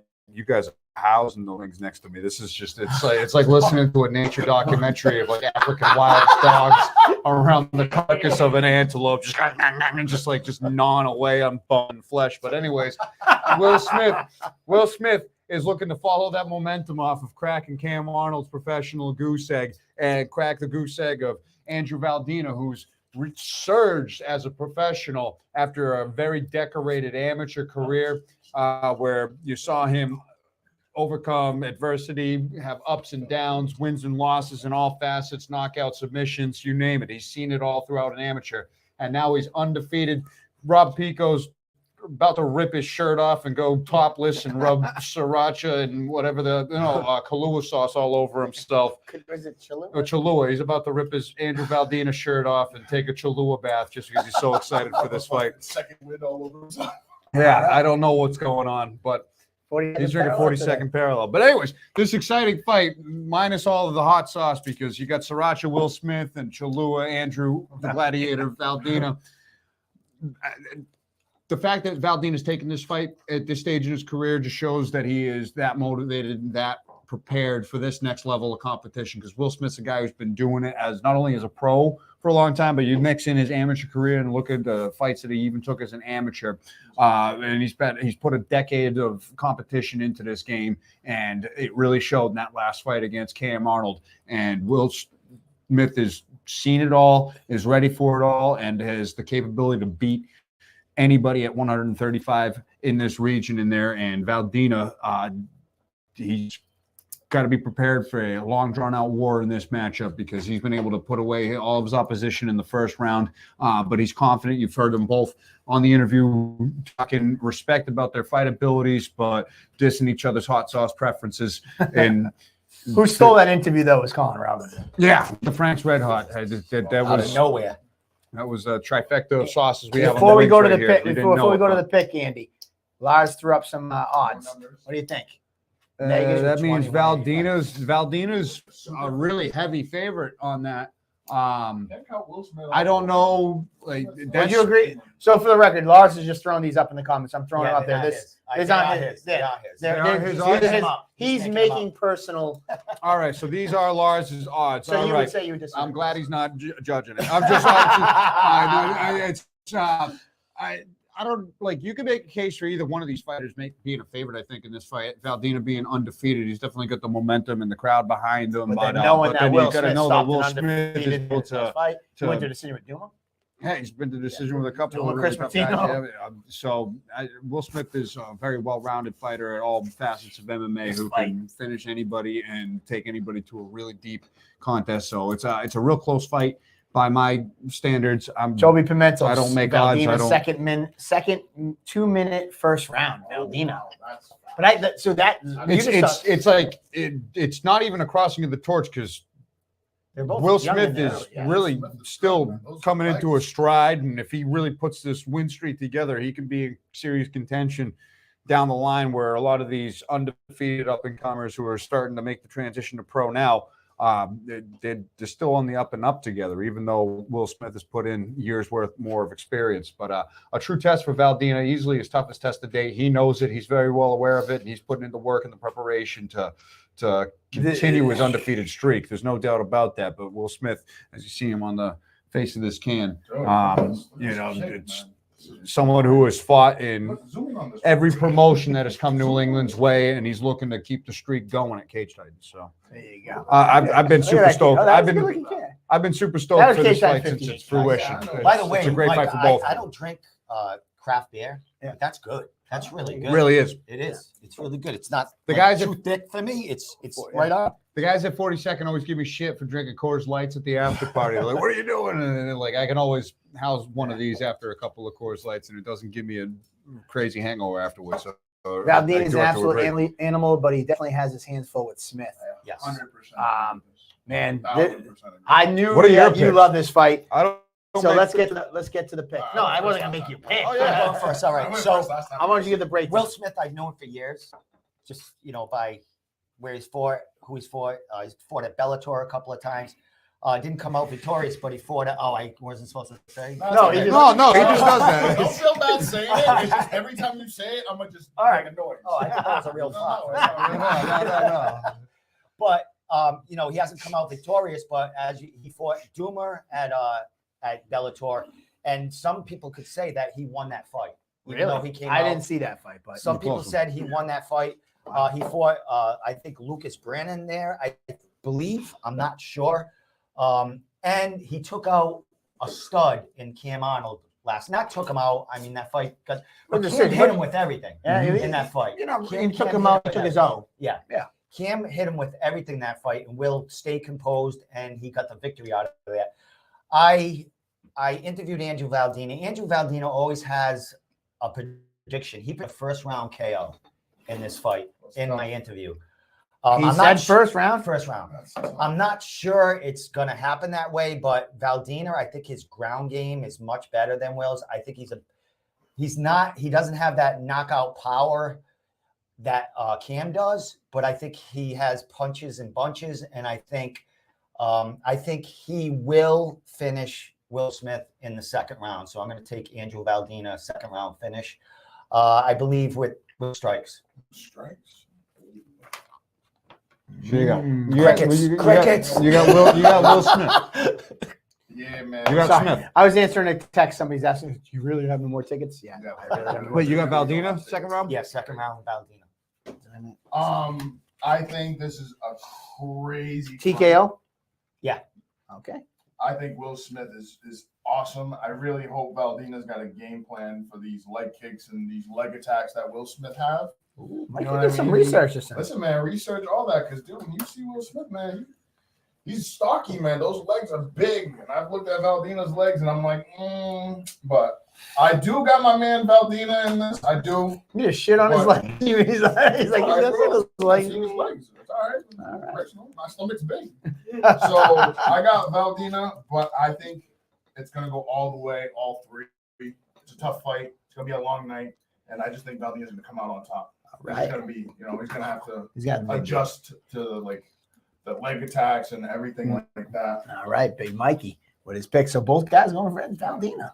All right, interesting. Very great. Where are we going next? So now next fight, we're going to go. We got Tyler Smythe, 2-0 out of Evolution Athletics, taking on Mitch Raposo, 7-1 out of Regiment. This is a fight that originally Tyler Smythe was supposed to fight Jeff Joy, 4-0 versus 2-0. Great fight, big implications to see who the future star would be. Jeff Joy, unfortunately, had to pull out, and we had a moment where it's like, all right, if we can get anybody to fight Tyler Smythe just to save his fight camp, we'll take it. We had a couple options for him, and I actually did not give Mitch Raposo's name. I was like, I have one guy at 25, but I'm not sure it makes sense. And just once I said that, I didn't know it at the time, but I shouldn't have been an idiot. I should have known that Nate Libby, Evolution Athletics coach, was going to go, who is it? And I said Mitch Raposo, 7-1, former Ultimate Fighter, former Dana White Contender Series. And he's like, you know what? Let me sleep on it. I'll get back to you in the morning. 5 a.m., I get a text message. We're in. That's just the type of school these guys are. They test themselves, just like Mo El-Kanani taking on Peter Barrett in the last fight. These guys are dogs up there at Evolution. They have so much confidence in themselves. They train so hard. Not that everybody doesn't, but they have something special going on up at Evolution. They got that Stephen King mentality, work ethic up there. They just want it out in Maine. And it's crazy. As for Mitch was told basically point blank, like, you need to get another fight. You need to get a finish if you want to come on, get back to the UFC. So he was on one of our episodes and he said, listen, of course, this was an easy fight for Tyler Smythe to take. He has nothing on the line. He's like, I got everything on the line. I don't know, man. This fight is interesting. You know, some people argue this is too early in the career for Smythe to take this fight. But imagine what a win does here at this caliber fight. This is a fight about guys not padding records and for Tyler Smythe and taking the toughest fights. And then how do you know if Mitch goes after the first round and doesn't get the finish? What's his mindset when, like, maybe in his mind he's trying to overcompensate and overextend strikes and things of that nature because he's trying so hard for a finish?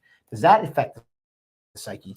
There's no doubt about it that these guys deserve the Brass Balls Award for taking this matchup because, and for different reasons. The fact that Tyler Smythe was going to take this fight and accept it when the matchup, the opponent was changed up from Jeff Joy to whoever was available, and Mitch was throwing his name in the hat looking for an opponent, and Nate Libby sleeping on it for a night, but there's not even a shocker in the least bit that they accepted it whatsoever.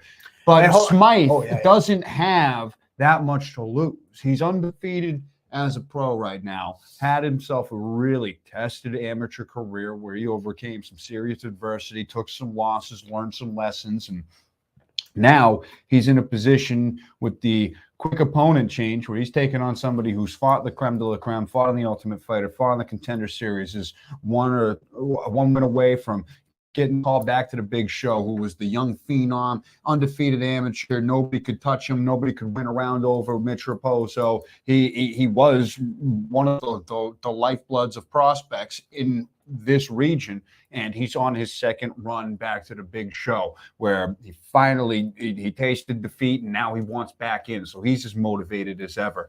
That's a tough test for somebody to take in their third ever professional fight. But the fact that he did it without hesitation, you take a loss at that stage in your career to someone the caliber of Mitch Raposo, it's not really setting you back that much. So it's a really tremendous opportunity for Smythe to take a real tough test early in his pro career where you could learn lessons. And if you come away with the win, it really propels you to the upper echelon. Mitch Raposo, 7-1, has built and established his name around these parts and on a global scale.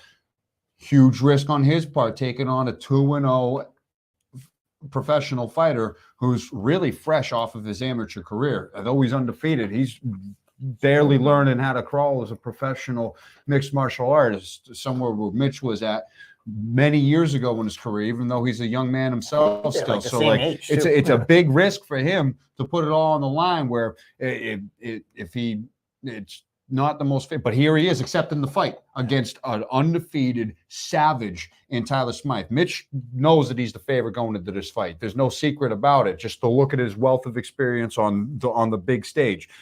It doesn't take anybody with not much experience watching this sport to know that Mitch Raposo is going to be a serious favorite into this fight by any matchmaker's odds, Lars, the professionals, whoever. But that doesn't mean that Mitch isn't risking a lot right here and is taking a huge jump here to crack the goose egg of Tyler Smythe. That being said, I'm excited to see Mitch Raposo back in the Cage Titans cage after his ventures out to Vegas in the UFC, because he truly has shown improvements fight after fight, win, lose, or draw in all of his fights. He's one of the fastest, most creative, dynamic flyweights out there. Smythe wanting to take this fight this early in his career, remarkable decision for both of these guys, and I can't wait to see them throw down on Saturday. So both of us winning on. That's how exciting this fight is. We got Lars's odds up on the screen. Minus 165 and plus 145 for Smythe. I will say this. Is it that close? Yeah, is it close? That close? I think it's close too, man. You think it's that close? Anyways, you're the pick. I'm gonna let we're gonna let Mikey pick, but I gotta tell you again, the massive balls on these guys. What would I tell you if Tyler Smythe's head coach isn't even going to be there this weekend? Oh, shout out to Nate Libby. He's taking his family. They're going to be in France this week. I found this out yesterday. I'm like, wait a minute, Nate, you're not even there? He's like, and I'm like, holy shit. He's like, oh, don't worry, I'll be watching. I'm like, the confidence that you have in your fighter and your fight team, in your team that you built, that like this is probably one of the highest fights that Smythe could have in his career. And And the confidence that Smythe wasn't like, hey, coach, if you can't be there, I'm not doing it. And the confidence that the coach is like, I know I can't be there, but I got that much confidence in you. That fucking says something, man. That gives me goosebumps thinking about that, because I don't know about you, but a lot of people have over the years said to me, oh, you know what? One of my coaches can't be there, so I don't think I'm going to take the fight, or I'm not going to do this. And like, this guy's like, dude, this is the biggest fight of your fucking life right now.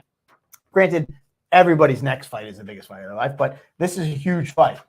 And the confidence that these guys have in themselves speaks volumes to me. Obviously, you know, they still have to fight, but I think that's an interesting piece to those guys. Damn, I'm gonna go first. This is crazy. I have been thinking about this fight for a while. As soon Hold as on, I mind found you, You picked against both of these guys, out, haven't I you? picked both against. I was gonna say, mind you, Mitch Raposo You pissed both of these guys he's off with your picks. neither guy probably likes you. So hold on, real quick, widescreen shot this. We used to do our fight week breakdown with people in like, more guests, and fighters would come and talk about their fights and all this. So we had like 5 or 6 fighters. I think you were there. And Mikey's like, and Mitch was fighting for an amateur title, and he was literally behind him. And he's like, yeah, I don't know that fucking dude. I don't fuck with him. I'm picking. Who did you pick? Whoever it was. Grouster. It was Grouster. Grouster. Wow. Grouster. And he's just like, yeah, I don't. He's like, I don't fuck with that guy, Mitch. I don't even know him. I'm going Grouster. And I'm like, Mikey, he's literally sitting behind you. And he's like, I don't fucking care. He's like, I don't fucking care. He goes, I'm picking against him. And then Tyler Smythe and his whole team almost fought you 2 to 3 shows to get on the press conference upstairs. Yeah, so all night you've been hearing him. Like, here we go. That's fucking awesome. All night you've been hearing this guy. Any mention of CES, Bellator, Combat Zone, NEF. Tyler Smythe is the NEF flyweight champion, so he brought his NEF belt to the press conference, and Big Mikey didn't take kindly to that. Let's just say. I wasn't told ahead of time. I told Smythe, because I will say this again. Mikey's a fan. I am of the mentality of like, there's other promotions out there that will never acknowledge another promotion. But I said, listen, Smythe, another promotion wouldn't let you bring your belt, but I want you specifically to bring your belts. I said the same thing to Nate Russell. You earn those belts. You bring those belts, and you walk out with those and bring them. So he shows up to the press conference. He has his belt on the table, and Mikey just picks it up. He's like, throwing this in the trash. I'm He's like, hell no, just scoops it. Scoops it. He was, but again, he has history of both guys, but now you're on the spot. You can redeem yourself at one of these One guys. of them. You're going deeper on the shit list on one of them. I'm going on the shit list. And you're going to owe one a beer. It doesn't even matter. Did they take the beer after you picked against them? Some people do come over and get the beer. Some people don't. It's all good, man. If not, we say what's up at the after party. Has anybody like flat out even like just like refused you and it's like, fuck that, I don't want your shit? Probably. I'm probably too fucked up to really remember. I've had people. So actually, was it Smythe that when he won, he literally ran over and started screaming at you through the cage? No, that was Jeff Joy. Remember? Oh, okay, That was okay. Jeff Joy at I knew Kansas. somebody's been yelling at you. Yeah, Anyways, all right, let's get to the picks. Oh, Oh, the this pressure's is on. great. This is a great fight. Sorry, he just clapped into the microphone. Somebody's like, I know. That's my ear right there, dog. My fault. Honestly, I'm not even gonna say much, but give me the underdog Tyler Smythe. Woo! Who's coming through? Give me the underdog. Oh, Tyler shit. Smythe. Let him show out for his moment. This is What do you got? I got him in the third. Third round. Wow. Reggie! TKO finish. What do you got? We're just having fun now. What do you got? How do you got him? I said third round decision. It's gonna be Oh, a long decision, night. okay, I think it's gonna be a long night. All right, I cool. think it's gonna be a long night. All right, Domenico. Now, question: All right. When Tyler was supposed to fight Jeff, was it at 135 or 125? That was going to be at 135. Okay. This That was gonna- fight yeah, is going to be at 125 All right. because Smythe is a 125. Yes, he was you know, just going and up he was to going fight. up to stay busy. Listen, the majority would have to go with Mitch Raposo. 7-1's been on the Ultimate Fighter. Seasoned. He hasn't fought the best fighters in his career, but he did fight the number one guy in the UK. I think in the Contender Series, I believe he won that first round against that kid. He ended up getting finished in the second round. Tyler Smythe is much busier than he's fought like 5 times in the last 5 months, 5 or 6 months. He's he's coached well. His train partners want to fight you, like they're all fucking eager. Sorry. I like those. Some guys are But really I mean, you got 7-1 against a 2-0 guy. Mitch Raposo's been, he trains with the cartel. He's been on Alaski's frigate, not Alaski's. I can't pick against a guy that's 7-1, and I say, but I'm gonna give it to this. I know Tyler, like Mitch says, is in a no-lose situation here. He's a late notice opponent, and he's fighting the beast, the ball beast at 125 right now. Mitch is 1 fight away from the UFC. So I say it's going to be a wrestling match. I don't see, Mitch was saying he was going to finish him. I don't see a finish in this fight. I see a back and forth battle, but it's going to be a ground fight. And I say 3rd round, it's going to go to decision. And I would say unanimous decision, but closer than a unanimous decision. So Tyler's going to have his moments on the ground. You're saying it would be unanimous, but you think it's going to be not one like a runaway? Yes, exactly. It's still going to be close round. It's going to be a very entertaining fight, and it's going to be a chess match. I like how you give some good insight in, like, you're not too emotional. Mikey's all hype and emotion. Domenico's like giving some good. Let me ask you this, and before we jump to the next fight, because this fight obviously has a lot of people talking, and it's an intrigue. Let's go. Like they all fights do, but let's go to this. In the hypothetical world, Andy, I'll ask you this question. If this fight does go to a decision and Mitch is victorious, would you consider that a win for Smythe? No, because he lost the decision.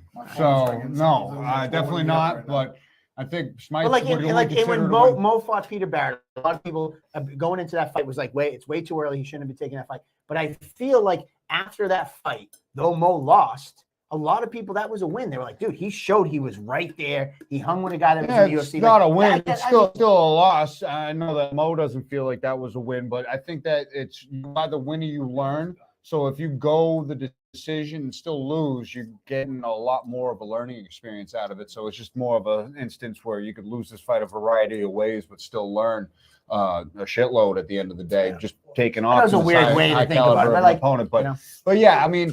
It'd be one thing if it was a heavyweight fight, but at 125 pounds, it's not exactly the highest percentage of consistent finishes for any kind of caliber of fighter. So I think that Smythe definitely has the chops to potentially survive if Mitch is able to start running away on the scorecards. But, Mitch has been finding finishes and is really hungry to look and put a streak of finishes to his name really known on the UFC board. And I mean, that's what he's looking for. If Mitch is talking to the UFC, obviously he's on the radar, and they're like, "Yeah, well, I'm gonna get a finish." Tell me that when the follow up is like, "Oh, hey, how did Mitch do in that fight? Did he get that win? Did he get the finish?" "Oh no, he lost." You don't think that a UFC guy would immediately go, "Let me Google who that was he fought." "Oh shit, okay, maybe I should put that guy on my radar now." There's huge implications. Yeah. I don't think Tyler's stock goes down if he loses. If he gets finished in the first round.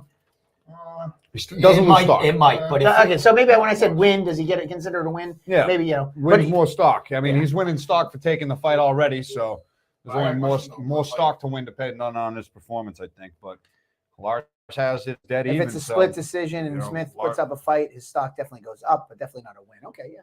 So maybe I phrased it wrong with a win, but either way, I mean, I think a win for either guy has huge implications. You had a good point though from the first round. If Mitch doesn't, because Mitch predicted a finish, he's going to finish him.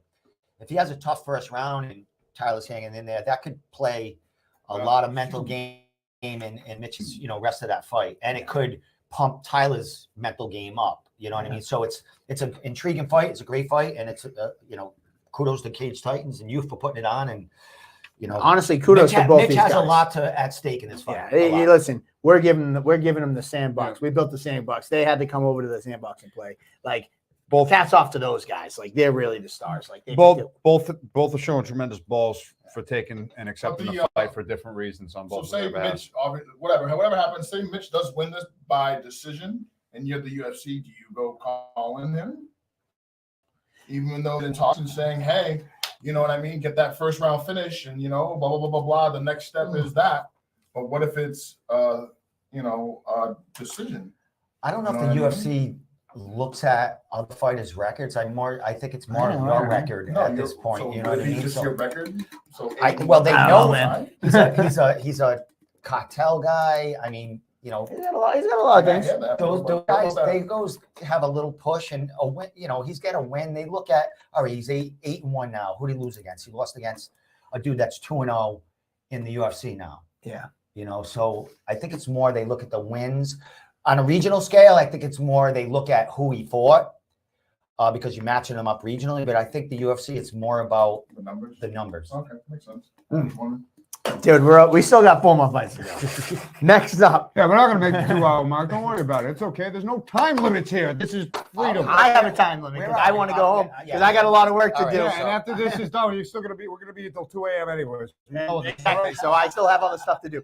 Anyways, we're actually not bad on time. We're half an hour in. We got half an hour to go. All right. Next up, we got Trevor Goody out of Citadel taking on Jack Congdon out of Lakeville. This fight is another one that he's been stoked about. You've got the pleasure What are of you talking training. about? Like it's both me. guys. I know everybody's stoked about. I know, these but fights. this It's one- like, yes, it's.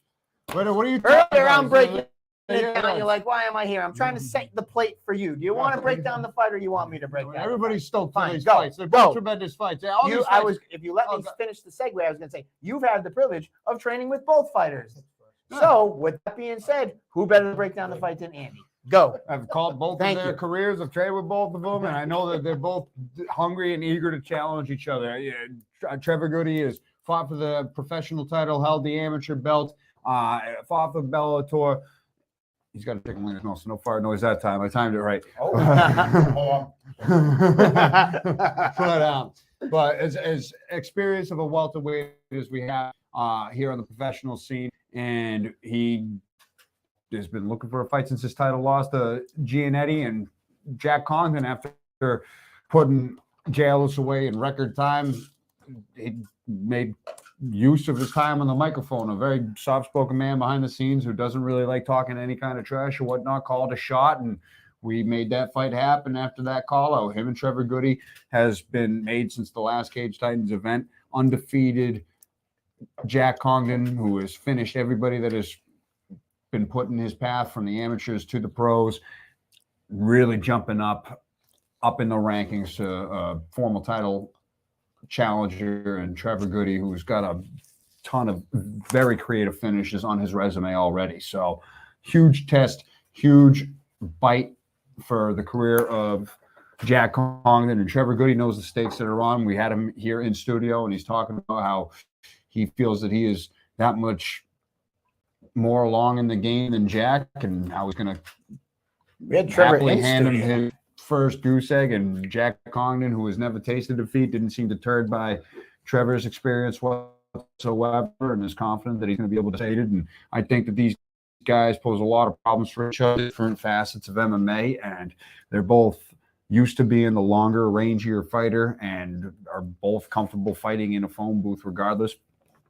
Both have a tendency to find finishes early, and neither one has really showed a easy route to get put away themselves. So you can see both of these guys expecting a finish early, and then it really turns into a barn burner later as the fight goes on, which we know that Goody has been involved in long, hard-fought decisions where Jack hasn't. So it's kind of almost a crossing of the guard, passing of the torch type fight, but both of these guys are still in their physical prime as mixed martial artists. So that's what makes it as an exciting of a matchup. And there you go. Colossus, Jack Colossus. I'm not Congdon. giving him any nickname unless he okays it himself. So supposedly that's been making the rounds at the gym. Colossus Congdon. I'm not mad at that. Scarecrow Goody. Some cool nicknames. We got Congdon as the favorite. So now he has some odds. Lars has his unofficial personal odds. I just don't understand why, like, minus 225 plus 195. I just still don't get those odds. How those work. I mean, if I bet 100, I win 195. If I bet, whatever. Justin Simmons is looking for a parlay. He's got Hughes, Congdon, and Valdina. He's asking Lars Borson, what's the payout? I like Rob Pico from Mr. Jack Congdon. Yeah, I like And Tyler Pimentel said he fucking okayed it. God damn it! So that's Oh, he did the okay. Colossus. That's He the okayed the Colossus. Colossus. Oh, no shit. Colossus That's it. versus the Scarecrow. I like it. Yeah, honestly, these guys, this is a crazy fight. This is just a long line of fights on this card that you can say very early in someone's career as Jack Condon at 2-0 and is willing to test himself. This is kind of like a changing of mentality, because a lot of times, like, you wouldn't see somebody at 2-0 jumping up to take such a tough fight in their career. And Jack is calling for it. You know, he has confidence in himself and he's looking to do it. And you know, we mentioned Trevor was in here. He was somewhat dismissive, like, hey, listen, I've been, you know, I feel like I'm this biggest test, and I feel like, you know, Just staring at me. yeah. So you gonna eat the pizza now. So, you know, I don't know, man. I don't know. This is super. This is going to either catapult Goody back to a title run and continue his career towards the higher ranks, or, you know, kind of figure out where he's going to go next with his career. And as for Congdon, a loss, not really sure where that's at 2-1, but a win here over such a big fight is fast tracking him all of a sudden. So, man, let's go to the boys and get the picks. And Lars said delay is plus 550. Benjamin Lindsay said respect the Trevor back by whatever he wants. Justin Simmons, Jack hits too hard, just way too hard. Ask my leg, body, and head. Justin Simmons is putting $100 on the parlay. You want to hear a funny story? Yeah. I won money off Justin Simmons during a fight night. Just, you know, his gambling is not that good. He's my boy. Justin, you my boy, man. But I took some money off you too. Listen, I remember taking that money, going in my pocket the next day. I'm like, where did I get this money from? I have you and my Paul there in my contacts for Pico. Andy has me as Mr. Dana White in his contacts. One day it's gonna be actually Dana White. My name would never change to Dana White. No. Oh, there you go. No, it's gonna be him first. Well, No, wait a minute, you first. Wait, I was isn't just you fighting. first? I had to just sit down. Did you do Tyler? No, Mitch or Tyler? You did. You took Tyler. You went first. All right, so I'm going first. Well, since I picked against the underdog in Tyler Smythe, who's 2-0, going against a 7-1 guy, I'm gonna go for. I don't know if Jack's the underdog, but I'm gonna go for the Jack. Yeah, I'm gonna go for Jack. Yep. The young stud there going against the veteran in Trevor. Trevor's fought a couple of times for Bellator. He's got a fight there. When it's sorry. It's Bellator. It ain't like another promotion in New England. I mean, it's Bellator. You know, I don't hear you fighting over UFC. That's right. That's right. So PFL. I'm gonna take Jack Congdon, and I think second round TKO by Jack. All right. Oh, All right. You made me go first. Second All round right. TKO. There you go. oh man. Where you at, Big Mike? No, I like both guys. I think I'm gonna have to double. I got a this. ton of respect for both of We these had guys. great This is, conversations on and off camera, but I hate to pick against my man Trevor, man, but I got to give Jack the nod. Underdogs are coming in; they're gonna make a statement, and I got it in the first though. First Yeah, the first heavy bombs. TKO. TKO. Yeah. Why you looked at me like we're gonna be like It's different, man. You know, I gotta give you This is one I'm excited to call. We've Just knowing timed this both out guys. perfectly. There's 6 wings left, and there's 3 fights. So you guys are You guys literally did it. You did it. This fight's gonna be a fun one to call. I'm excited about this. I mean, You guys really destroyed those fucking wings. Holy shit. All right. like popcorn. you know. So this next fight is a great fight. They're all great fights. So I keep just not even say that, but I'm excited because Pat Casey's been somebody that I've been watching his career for a long time from afar. He's fought a lot of his fights out in Western Mass, Bellator, Connecticut, things like that. And he's never came. Stop it. He's never came to Cage Titans. When I got his name, it was awesome opportunity to finally get him out. And I think that the Cage Titans fans are really going to be excited to see this kid's fight style. We love hard, tough nose grinders, people that just show up and put on a performance. And this Pat Casey is one of those guys. He's taken on a very similar guy to himself, and Marty Navis, that we all know and love here at Cage Titans. They both have very similar fighting styles. They're very similar in their mentality, their approach to the game. This fight's going to be a banger. And,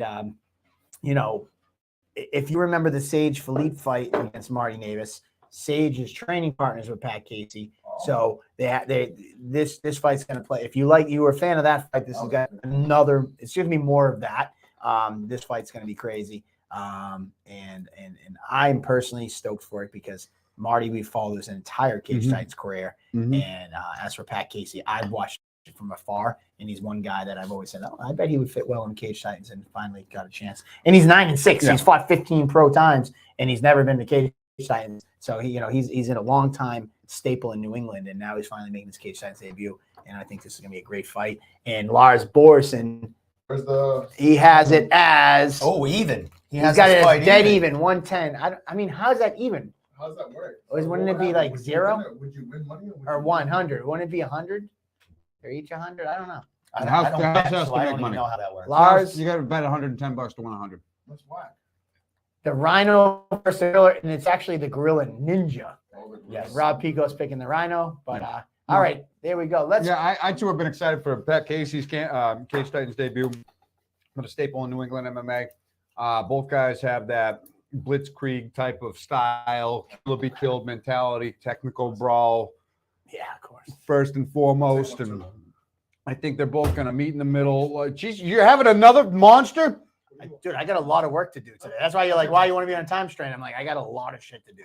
I got graphics to make. I got a lot of stuff. So let's keep going. You can't do that work if you have a heart attack. Jesus. There we go. Oh, my God. I'll do another beer. I can't do a monster. I can do another beer. Oh, you're going to go monster? I'll cheers a beer. Oh, you know where the fridge is? Go grab one out. Oh, if we're out of beer, don't worry about it. No, he can get it out. No, they are, right? We only got a couple fights left. We got 3. I'll cheers an empty. Let's go.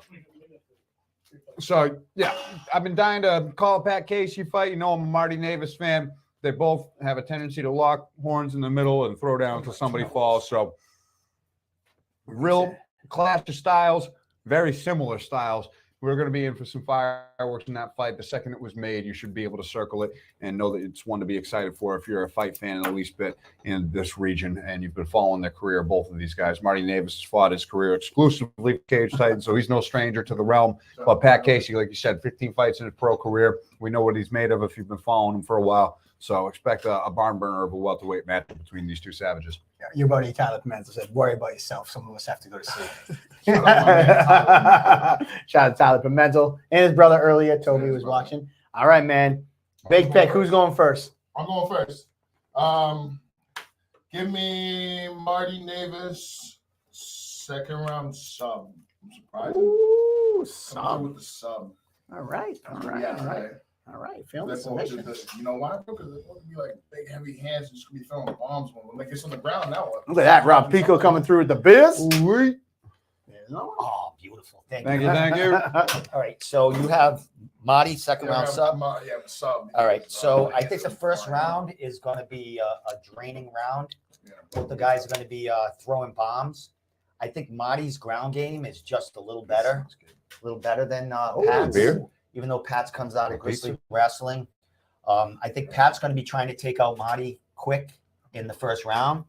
I think Marty's going to weather the storm. He's going to take some shots, but I think he ties up Pat, and I think in the second round he subs Pat. Not sure how he does it, but I think you want to call the subs? Wow, subs. Mikey and Domenico both going to Marty Navis sub in the second round. What's up? Sorry, we got to break down the sub. I'm gonna say guillotine. I'm gonna say guillotine from the bottom. I'm gonna say guillotine. I'm gonna say no. I'm gonna say armbar from the top. Pressure's gone. Listen. I don't bet on fights, but I'm fucking sure as fuck betting. Marty Navis is not armbarring anybody. You don't armbar? I could be totally wrong, and you guys can play this video that I'm an idiot and I pick wrong, but for some reason, I am not picking Marty Navis to armbar if I was going to pick anything. But respect to you for picking it, but I'm just like, that was left field. Asked me. That's not even left field. That's like over the green monster inside the House of Blues. Pick what submission is going to do. He just thinks of the wheel of the money. Now you what? There's a wheel next door. We should put it on submission.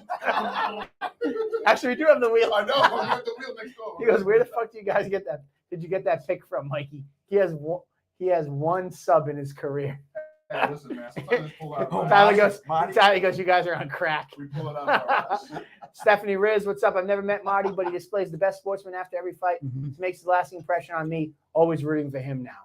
Love it. And Joey Colleran says, that is fight of the night. In my opinion, it will be a dogfight. I got Marty 3rd round TKO. Woo. Well, you heard it here, guys. Our experts Well, you said are. 2nd round Our submissions, guillotine from bottom, and an armbar from top. Impossible armbar. Dude, you guys are going to be sick when we're right. You guys are going to be sick. You can't both be right. How do One of us is you? going to be right. You guys are going to be ill. I will. I mean, I'm telling listen, you, if that does hit, I will. I'll tell you this. I don't know. If Marty Mavis hits an armbar from top, I will give you Cage Titans. I will walk away. Shake on that shit right now. Shake on that right now. I approve. Yo, show the camera. I approve. What's gonna happen? What's gonna happen when Marty Davis says no, and he takes the arm and he looks over at those arms like when he guillotined the Orioles, like my opponent gonna jump on it. You're gonna be sitting there sweating, fucking blue monster out your head. Oh man. Hey, Lars threw up the odds. Marty Davis via armbar, 2,500. I'm taking that bet. Anyways, Next. that was fun. That was fun. Oh, great show right now. There you go. All right. Marty Next- Davis is gonna be swinging the hips around. You're gonna have a heart attack and just start foaming By all monster out means. the mouth. By all Like means. Uma Thurman and Pulp Ken Fiction. Marty Davis armbar. Like, I'm not saying that. I'm not discrediting his jiu-jitsu game by any means. I know he's obviously, but it's just like when When he's think got Marty the Davis- opportunity to crack your skull with his fist, Exactly. choose that exactly. over. That's just more like it's not. I'm just like it's not somebody. That's not the first thing that thinks about it. I was like, oh yeah, Marty. Like, can he armbar? Yes. I'm not saying he can armbar, but I just can't. I'm dying with that choice. Like Marty Davis cracks him, and as he's half out of it, he gets a rear naked choke. Yep, I got that. You know, hey, he cracks somebody, and the guy's kind of going for a takedown because he wants to try to like cover up. Gets the Gets the guillotine. guillotine. Mighty Mouse armbar. Yeah, got it. You know, Mighty Mouse armbar, Domenico. Yeah, dude. I don't know about that. But anywho, fun times. Co-main events up next. Marty might just do that out of spite. I know, what man. I'm saying. Just to get Imagine if you. you just start spamming arm bars. You know, it's like Uh, A button, A button, A button, A button, A button. And I'm not even a gamer. You're already stressed out enough on fight night. Now the whole company's up for grabs. Marty yelling armbar from that fight. Armbar! What did you do? I just watched you shake on that. As he drinks Cheers. it, he's prepping up for his mouth to All right. sweat when that There you happens. go. Tyler Pimento says Battery's low. You might want to plug in the PC. Emmy and Pro. Right He has Emmy and Pro. He only has one We gotta submission. wrap it up. Right here. All right. You both pick it. Oh, Go. Just shut up. we're good. No, Battery's running low. Finally, brand new laptop, and that one's. We're good. I got it. He breaks a laptop and then keeps it for 6 years. Finally, gets a new one, and now it's. All right, we're good. We're still Sorry, I don't need Hit a it mouse. a week, and we just shattered the shit out of it. I don't need a mouse. So that's why we're always late when we're going at 8 o'clock, ladies and gentlemen. The lights on. They're good. Yeah, we're good. The lights on. Like, what's on? Bada bang, Past bada that. boom. Oh, 10:05. Come on. All right, we're Hey, almost there. bad. Who gives a fuck? We right, we cool. started early. Here we go. Our co-main Acting event. like he's gonna fucking sleep this week. I'm gonna own take Cage Titans. There you go. All right. Co-main event. It's his last show. Jacob Bone out of Bone MMA taking on Zach DiSilva. This great fight in the co-main event spot. D-Sab has fought his entire career with Cage Titans, amateur and pro. You guys all know all about D-Sab. But a guy that you've been learning about recently is Jacob Bone. 2 fights in Cage Titans in 2022. Fight of the year performances. They were 2 out of the 4 nominees with Jacob Bone fights. Not only that, he won fight of the year. Then fast forward to 2023, his first fight in 2023 with Cage Titans. He takes out Ali Zabian, a 9-2 stud. And he looked super impressive in that, pulling out that 3rd round guillotine, finish. The place went crazy for Bone. He's really become a favorite because he just brings an exciting fighting style. It's amazing. This fight's co-main event. This is going to deliver. Jacob Bone taking on D. Sabatino, and Lars. He's got minus 130 for DSAB plus 110 for Bone. I still don't know what the hell that How's means. he So get that? my Now- minus 130 means DSAB's a favorite. Okay, So so you're DSAB's gonna a bet favorite. 135. Expectation 100. Sports had him going against Ali as a minus. He was a minus. He was a plus 500. Jacob. That means he was an underdog. Yeah, big underdog. Yeah. So I think Zach is better than Ali, even though, all right, we're debating Lars's odds here. Lars's odds that it don't matter. But anyways, anything to add to that before we? Yeah, I mean, well, anything to add? This fight has so many elements to it where you've seen Zach DiSabatino find finishes, go the distance. He's shown the complete arsenal of avenues to achieve victory in a mixed martial arts contest as a pro and as an amateur. And he spent his entire career at Cage Titans. And dude, throwing that momentum on the line, he's on a 5 or 6 fight win streak off the top of my head, really looking as seasoned and crisp as he's ever looked in his career, and to put it all on the line against Jacob Bone, who finally found that hard-fought win at Cage Titans. That was one of the highlight moments of my career commentating, was seeing that win, an out-of-stater win the crowd over like that, bringing an entourage from Rochester, New York, after putting on impressive performances, coming up short in both of those in prior years, continuing to take on the toughest of tough competitors, the names that he's fought. Zabian, 9-3 going into that fight, one of the top premier lightweight contenders at this region. Bone, no problem fighting him. Before that, Peter Barrett coming off the UFC, Joe Giannetti coming off the Ultimate Fighter, says no to any names. Now here he's fighting the next best prospect that we have that doesn't hold a title at 155 pounds, in Zach DiSabatino, who has shown improvement fight after fight, been putting guys away, and to take on arguably his most decorated opponent that he's faced at lightweight. When really breaking it down, I don't think DSAB's fought anybody with 20 plus fights on their record, if I'm not mistaken. I think the next most experienced opponent that he's faced was Spencer Heger with close to 20 fights. But Jacob Bone is arguably the most experienced lightweight that DSAB has fought. Yeah, I mean, Stengel had 30-something fights, but for successful success. I mean, Jacob Bone is coming off momentum with a huge win, has a win over. He beat Bakanowski, beat Dan Dubuque, who was a lightweight champion at Cage Titans as well. So Bone, Stengel has 20 fights, but Bone has some premier wins, plus 500 record, coming off the momentum. A truly stellar co-main event that could be headlining any other card without a bunch of these fights could headline. Jacob Bone has already headlined a couple of cards, so this could have been another headlining spot for him. But we got the big boys coming up next after this co-main event, which is truly it's right in the golden spot. It's a motherfucker of fights. And the drum roll, please. First, right? Hold on. How do we get off on the wings? I ended up eating one. He just ate one while you guys. You were so hungry. I had to get that wing in there. So you ate the wing. You pre-winged. Of course. So all I right. go too. All right. So this fight, I'm just gonna go simply. I'm gonna go with the underdog. I think Jacob Bone is a bigger underdog than Lars says. I think Zach is a stud and a half. But I'm going to go for the underdog with this. I'm going to go with Bone. And I think he's going to pull up an upset sub like he did with Ali in the 3rd round. I think it's going to be a Bob Burner through. I think, to tell you the truth, I think Zach was probably going to be winning the fight, but I think he'll make a mistake. I'm just throwing that out there. Right. 3rd round. I think Bone just fought the bigger fights, the better talent, and I think he might just get a lucky sub in the 3rd round after coming back. There we go. All right.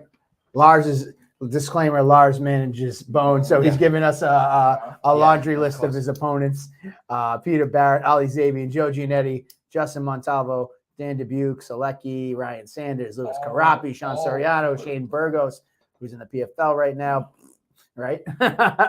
Pat Sabatini. Yes, we know. Jacob Bone. I've done my homework. We've done that. But yes, man, crazy fight. Mikey, let's go. Co-main event.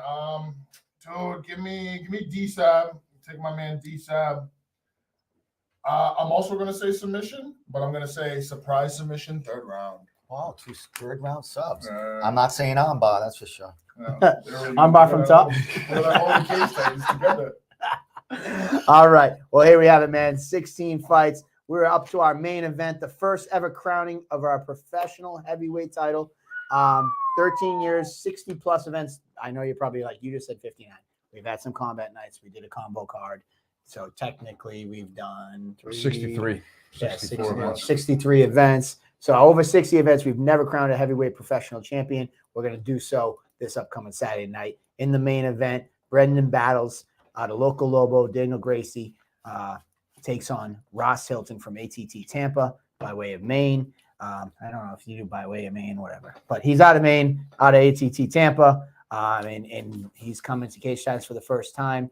And, yeah, man, he's got a tall task ahead of him, even though he's the taller guy. Brendan battles Ross Hilton, man, this fight, heavyweight title. I said it before. We've talked about this. Brendan battles, when he returned after a 5 years layoff, he said he wants the toughest fights that he can possibly get. When Ross is kind of another guy like Pat Casey. He's fought most of his career in Maine and a couple times in Bellator. And I've always said, like, I experienced. You guys are talking. There you go. Hey, you guys have always been talking about. They're talking about wings. No, yeah, I know. Yeah, over who's going to have The wings. last 2 wings. It's a big deal. Anyways, Ross, I've always admired what he has to bring to the table. And I've watched him from afar, and very much like Pat Casey, like, they reached out to me about fighting a couple months back, and I said, dude, I'd love to have you in the mix. He's a great fighter. He brings knockout power in his hands. I think 8 out of his 9 wins are by knockout. This kid is a guy who comes to take your head off every time he comes and compete. In Brandon battles, we know about him.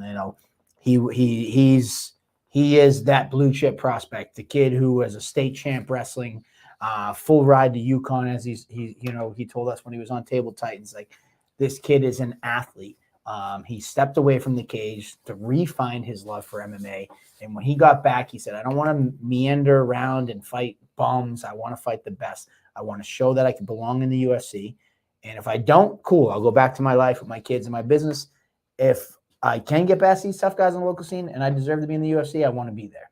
I thought this fight was a beautiful fight to be able to put the title around one of these guys' waist. Whoever wins, I'm happy for, because I think they're both great guys. Yeah, and like you said, battles on his comeback tour since after that layoff. He wants nothing but the toughest of the tough, wants that fast track to the UFC. You've seen in his competition his win over Joshua Marsh, who was a seasoned veteran with over 10 fights as a heavyweight, really propelled him to the top of the list up here. And it's a division that's not really one that has too many opponents to really pick from around these regions, but Ross Hilton's been a name and a staple in the Northeast for a long time, and a tall mountain for anybody to climb.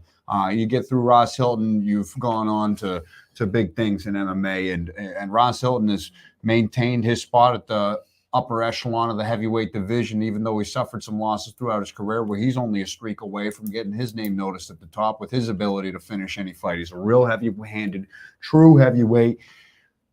Brendan battles. He got snatched up by the PFL in his last fight, and they said, "Hey, get another win, we'll bring you back." He's fought in Bellator multiple times. So yeah, and battles is a true heavyweight with a real insane decorated wrestling pedigree that he has put on full display in his MMA career. True clash of styles, grappler versus striker, both with the finishing ability and the true heavyweight thuggery that is so well known for the division. So it's no surprise that neither one of these guys is a stranger to the third round, because not often are the fights given an opportunity to make it that long, because it's physically impossible for anybody to endure the amount of punishment that these guys are capable of dishing out. So here they are clashing in the middle. The first time that the heavyweight gold is going to be put around a waist of a true professional heavyweight around these parts, and big implications for whoever wins. Ross Hilton wins this. He's double-digit wins as a heavyweight, which is no short feat for anybody, and his name's right on that list of a quick draw, and you could even see him filling in late in the Boston card. And Brendan battles, if he gets this win, propels himself to 4-1. You don't need that beefy of a record if you're that beefy of a dude. It's what it comes down to. The talent pool just isn't that big at heavyweight. So you see a lot of heavyweights getting their opportunity opportunity to shine in the big show of the Contender Series this early into their career. So both guys in a prime position to showcase their skills in Hey, front of both a guys can sold-out go over crowd. to the PFL and fight Francis Ngannou. Yeah. They're always looking for opponents that. there. I support that because They'll have to wait till next year. Listen, at the end of the day, 6'6", 260 pounds of heavyweight beef, as Andy said, and They're gonna Ross touch Hilton. gloves from the corners. They are. They're going to touch gloves in the They're corner. high five. 6'3", cutting to 265 in Brendan Battles. You know, the first time I ever put somebody's height and weight on a poster, which is something that you normally I would not do on a poster, but it tells the story. These are big, real heavyweights. Let's go, guys. Let's go to the heavyweight himself, Mikey DiSilva, for the first pick. Real quick though, come here, my man Rob. We gotta shout something out real Oh, quick. okay, yeah. So we get Rob in here? Yeah, get him in the Rob's middle in here, get him in the There we go. Hey, Rob's in the house. Shoulder massages? So Hey, go Yeah, this way. he's not Hey, shoulder this way. massage, I don't want man. to Not for my little brother here. hey man, so real quick, I just want to shout out Raz. He unfortunately lost a family friend, a loved one to cancer. Myself and Rob Pico actually chipped in and we bought 2 shirts from him and we donated extra money to the GoFundMe page. So if anyone can help out and support, Raz's family friend, Mike Shorey. Mike Shore, Yeah. it's a huge help. Anything that you guys can donate, whether it's buying his T-shirt, Yeah. whether it's donating 5, 10, whatever you can, just if you guys could just help out, that'd be awesome. Because here at Cage Titans, we're a big community. We love everybody, even though we're over here joking around and having fun with hot wings and hot takes and all that good stuff. But at the end of the day, we're family oriented. We love our family. We love you guys, and please, if you can help out, help out. If not, just show support and show some love, and let's give these guys a big round of applause at that fight. And that's all I gotta say Beautiful. about that right Yeah, there. like you said, he's going to be selling the T-shirts at the event, He right? is going to be selling the T-shirts at the event, and also on my personal Facebook page and on Pico's personal Facebook page. The GoFundMe's on there. We're gonna try to work something out here, maybe after, if we can post it up on the Cage Titans Facebook page, and help out if you can. If not, it's all good. Just show some love when these guys come out, and that's all I got on that. And when it comes to my hot wing hot take, I got Brendan Battles because that's my boy. And no offense to Raz. That's all I got. Brendan Battles by however. It doesn't even matter. You just got Battles winning it. Yeah. Look at that. Supporting Ross and his Supporting Ross cause, and his picking cause. against him in the fight. Nothing wrong with it. It's all love. It's all love. All right, there you go. Battles. Go ahead, bro. What do you say, here? He's got Battles by whatever. He By doesn't have a whatever, pick. He and doesn't have one a round, pick. just Battles like by what? that finish. Whatever. Doesn't matter. I'm supporting the cause though. For the cause. By whatever. What do you mean by whatever? It doesn't matter. Whatever, it doesn't matter. First round, second round. Second round, all the rounds. Oh, There we go. She's making shit up at this point. he's It's your turn. All right, so I'm reading Tyler Pimentel's comments about Battles here. I know Roz. I've seen him fight at place in Maine. I won't say the name. Bro, it's all good. Neff. Started fighting at Neff. Seen him fight at Bellator, but I just think Brendan Battles just, I think he's just going to come forward, and I think Roz barely makes it out of the first round, and I think Battles KOs him in the second round, early in the second round. Okay. All right, we good? Domenico. All right, Early let's second. cheer. Let's give Oh, yeah. cheer The final last wings. Final Last wings. wing. Zoom in on the wings. Zoom in on the wings. That's all Mike, love. that's the director. He wants you to zoom in on the wings. It's all good. It's all You already good. ate it. I'm all- So who do you go with? You didn't write down. Oh, he went with Battles again. Battles You with want by what? Battles? Second round. Second round. So he actually gave us a picture. Well, there you have it. Roll the tape. There you go. I think. Holy shit. There we go. 16 fights down the hatch.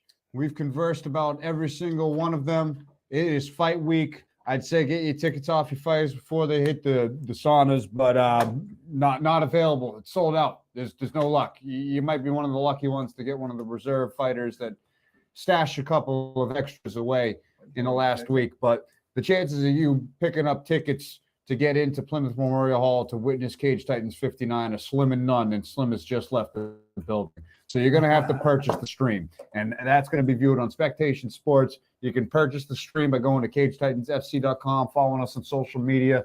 Click on the link. That's that highlighted thing with the underline on it that's on the top of the page for all the non-internet savvy folks. And if you click on that, it's going to take you to the webpage of Spectation Sports, where you're going to fill out a membership there, and you're going to give your Favorite credit card fighter's last information. You're going to purchase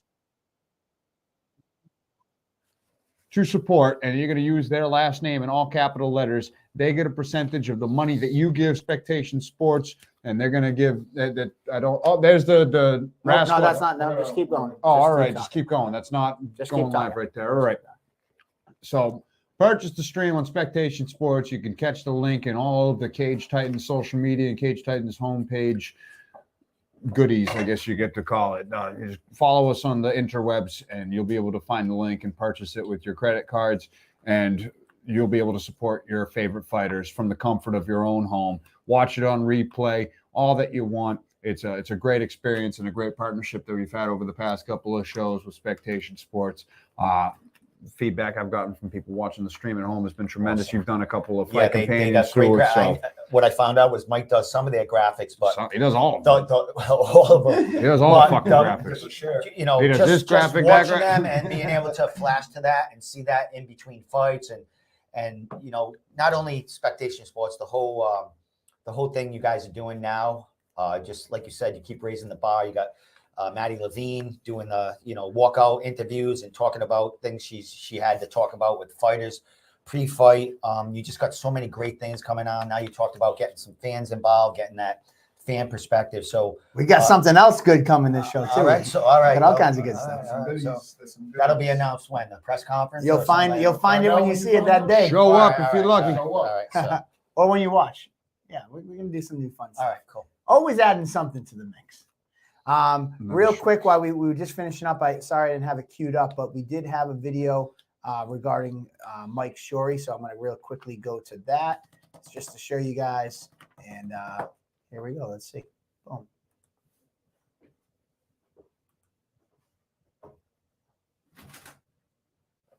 Can they hear us? They can hear it. All right. Probably not. I don't really want people to see my things. I hope they can hear it. Oh, they can hear us talking. That's why I didn't say anything crazy. No sound. Hold on, guys. We're gonna rewind You it. got to rewind it so you can hear the actual video, not us. No, You got that's it's muted there. Help our family. Mike Shorey spent 1 year, 4 months, and 11 days from the time of diagnosis fighting pancreatic cancer. In his honor, these one-of-a-kind t-shirts are all being sold 100% to the benefit of his family. Every dollar made off of these shirts will go directly to the Slab City Farm to help the Shorey family keep going. The minimum donation is $30, but if you're able to give more, please do. As you can see, supplies are dwindling, so please reach out ASAP before they're all gone. The message is simple. I am Shorey Strong. I fight like Mike, and fuck cancer.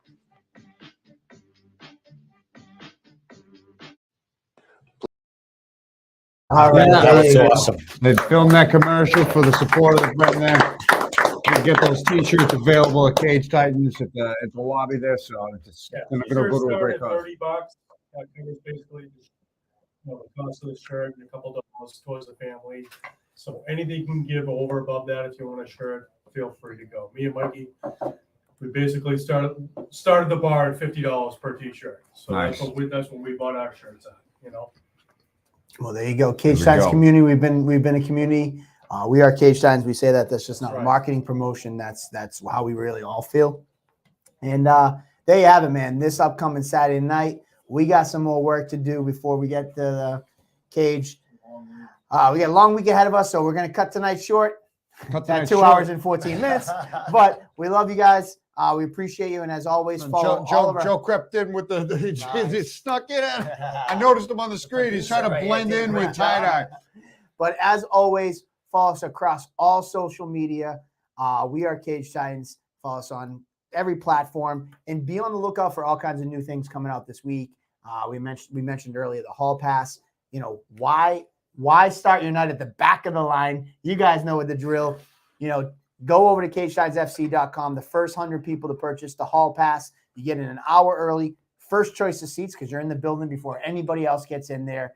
You get to see the fighters enter as they're getting there, warming up, and you don't have to wait in line. Like, if you've been to a Cage Titans, it's down the block. So hall pass is a great addition. That's the only thing you can really buy right now. So if you have a ticket, go get your hall pass. Spectation Sports is having the stream. So if you don't have a ticket, you don't have to miss out on the action. They're streaming from the opening bell to the last fight, the entire event. Go to spectationsports.com and use your favorite fighter's last name as the promo code, because at checkout, you'll receive 20% off your order. In addition, a percentage of that sale will go directly back to that favorite fighter's last name you use. The last name has to be all caps. I don't think I have anything else. We have the presser on Thursday. Woo! We got the weigh-ins on Friday. We got the fights on Saturday. We got the after party Saturday night. Thank you to everybody. We are Cage Titans. We appreciate everybody. And can we thank the fighters that came on this season for their interviews? we can thank whatever. The fighters are going to get all the thanks in the world. Next season, all the fighters, everybody, of course, the fighters, everybody. We're all ready to roll. And that's it, man. I appreciate everybody. Takes. You what? No final takes around the board? Oh, okay, fine. Final takes around the board. I got a lot of work No, I to know. do. Mikey. But the only thing I want to say is Slurring grab the words. stream. If you can't make it, obviously, there's no way you're going to make it. Grab the stream and grab your favorite fighter shirts. Support your fighters. And if you can't grab fighter shirts, grab a Cage Titans shirts. There you Grab go. them. Let's go. All right. And the Domenico, any wrap? Last thing, if you can't make it, I know tickets are sold out. Spectation Sports, I've been doing fight companions in the last few cards. Whatever they've been doing, it's great. If you can't make it to the show, definitely buy the stream. And as Mike said, all caps on the fighter's last name. Great content they do. And I just want to say thank you to Joe. You do a great job here, man. Thanks, See you. So it's Joe. been watching from home, and it's good stuff, man. Oh, God, fuck off. Go to bed, Tyler Pimento. All right, Pico, what do you got? Fuck off, Tyler. I love you. Rob Pico, the Bear Man. Make sure you see him at Second Wind Brewery, the pregame show before. 3 o'clock. About 3 o'clock, come on down and grab some beers with him. Andy? It's fight week. That's it. It's the calm before the storm is over. The storm is here. Storm. It's Cage Titans 59 Saturday, sold out. There's not much to do. The tickets are sold out. We just got to sit and wait, and we will see you there Thursday, presser, Friday, weigh-ins. All right, Joe. No, I was just Here we making go. sure I was letting him know that I was going to go to him next. There you go. I didn't give you the That's it. hook. We're good. We're Hook, good. It's go. fight week. Let's get home. Hey, thanks, guys. Appreciate everybody tuning in. I look forward to providing you a good stream. So everybody get your stream if you haven't bought your tickets. There you go. Because if you haven't bought your tickets, you're shit out of luck. Anyways, thank you so much, guys. Cheers, Give everybody. us a cheers, Andy. Cheers. And We won't see you next week. I ain't going to be here. that's all right. Plymouth, Massachusetts.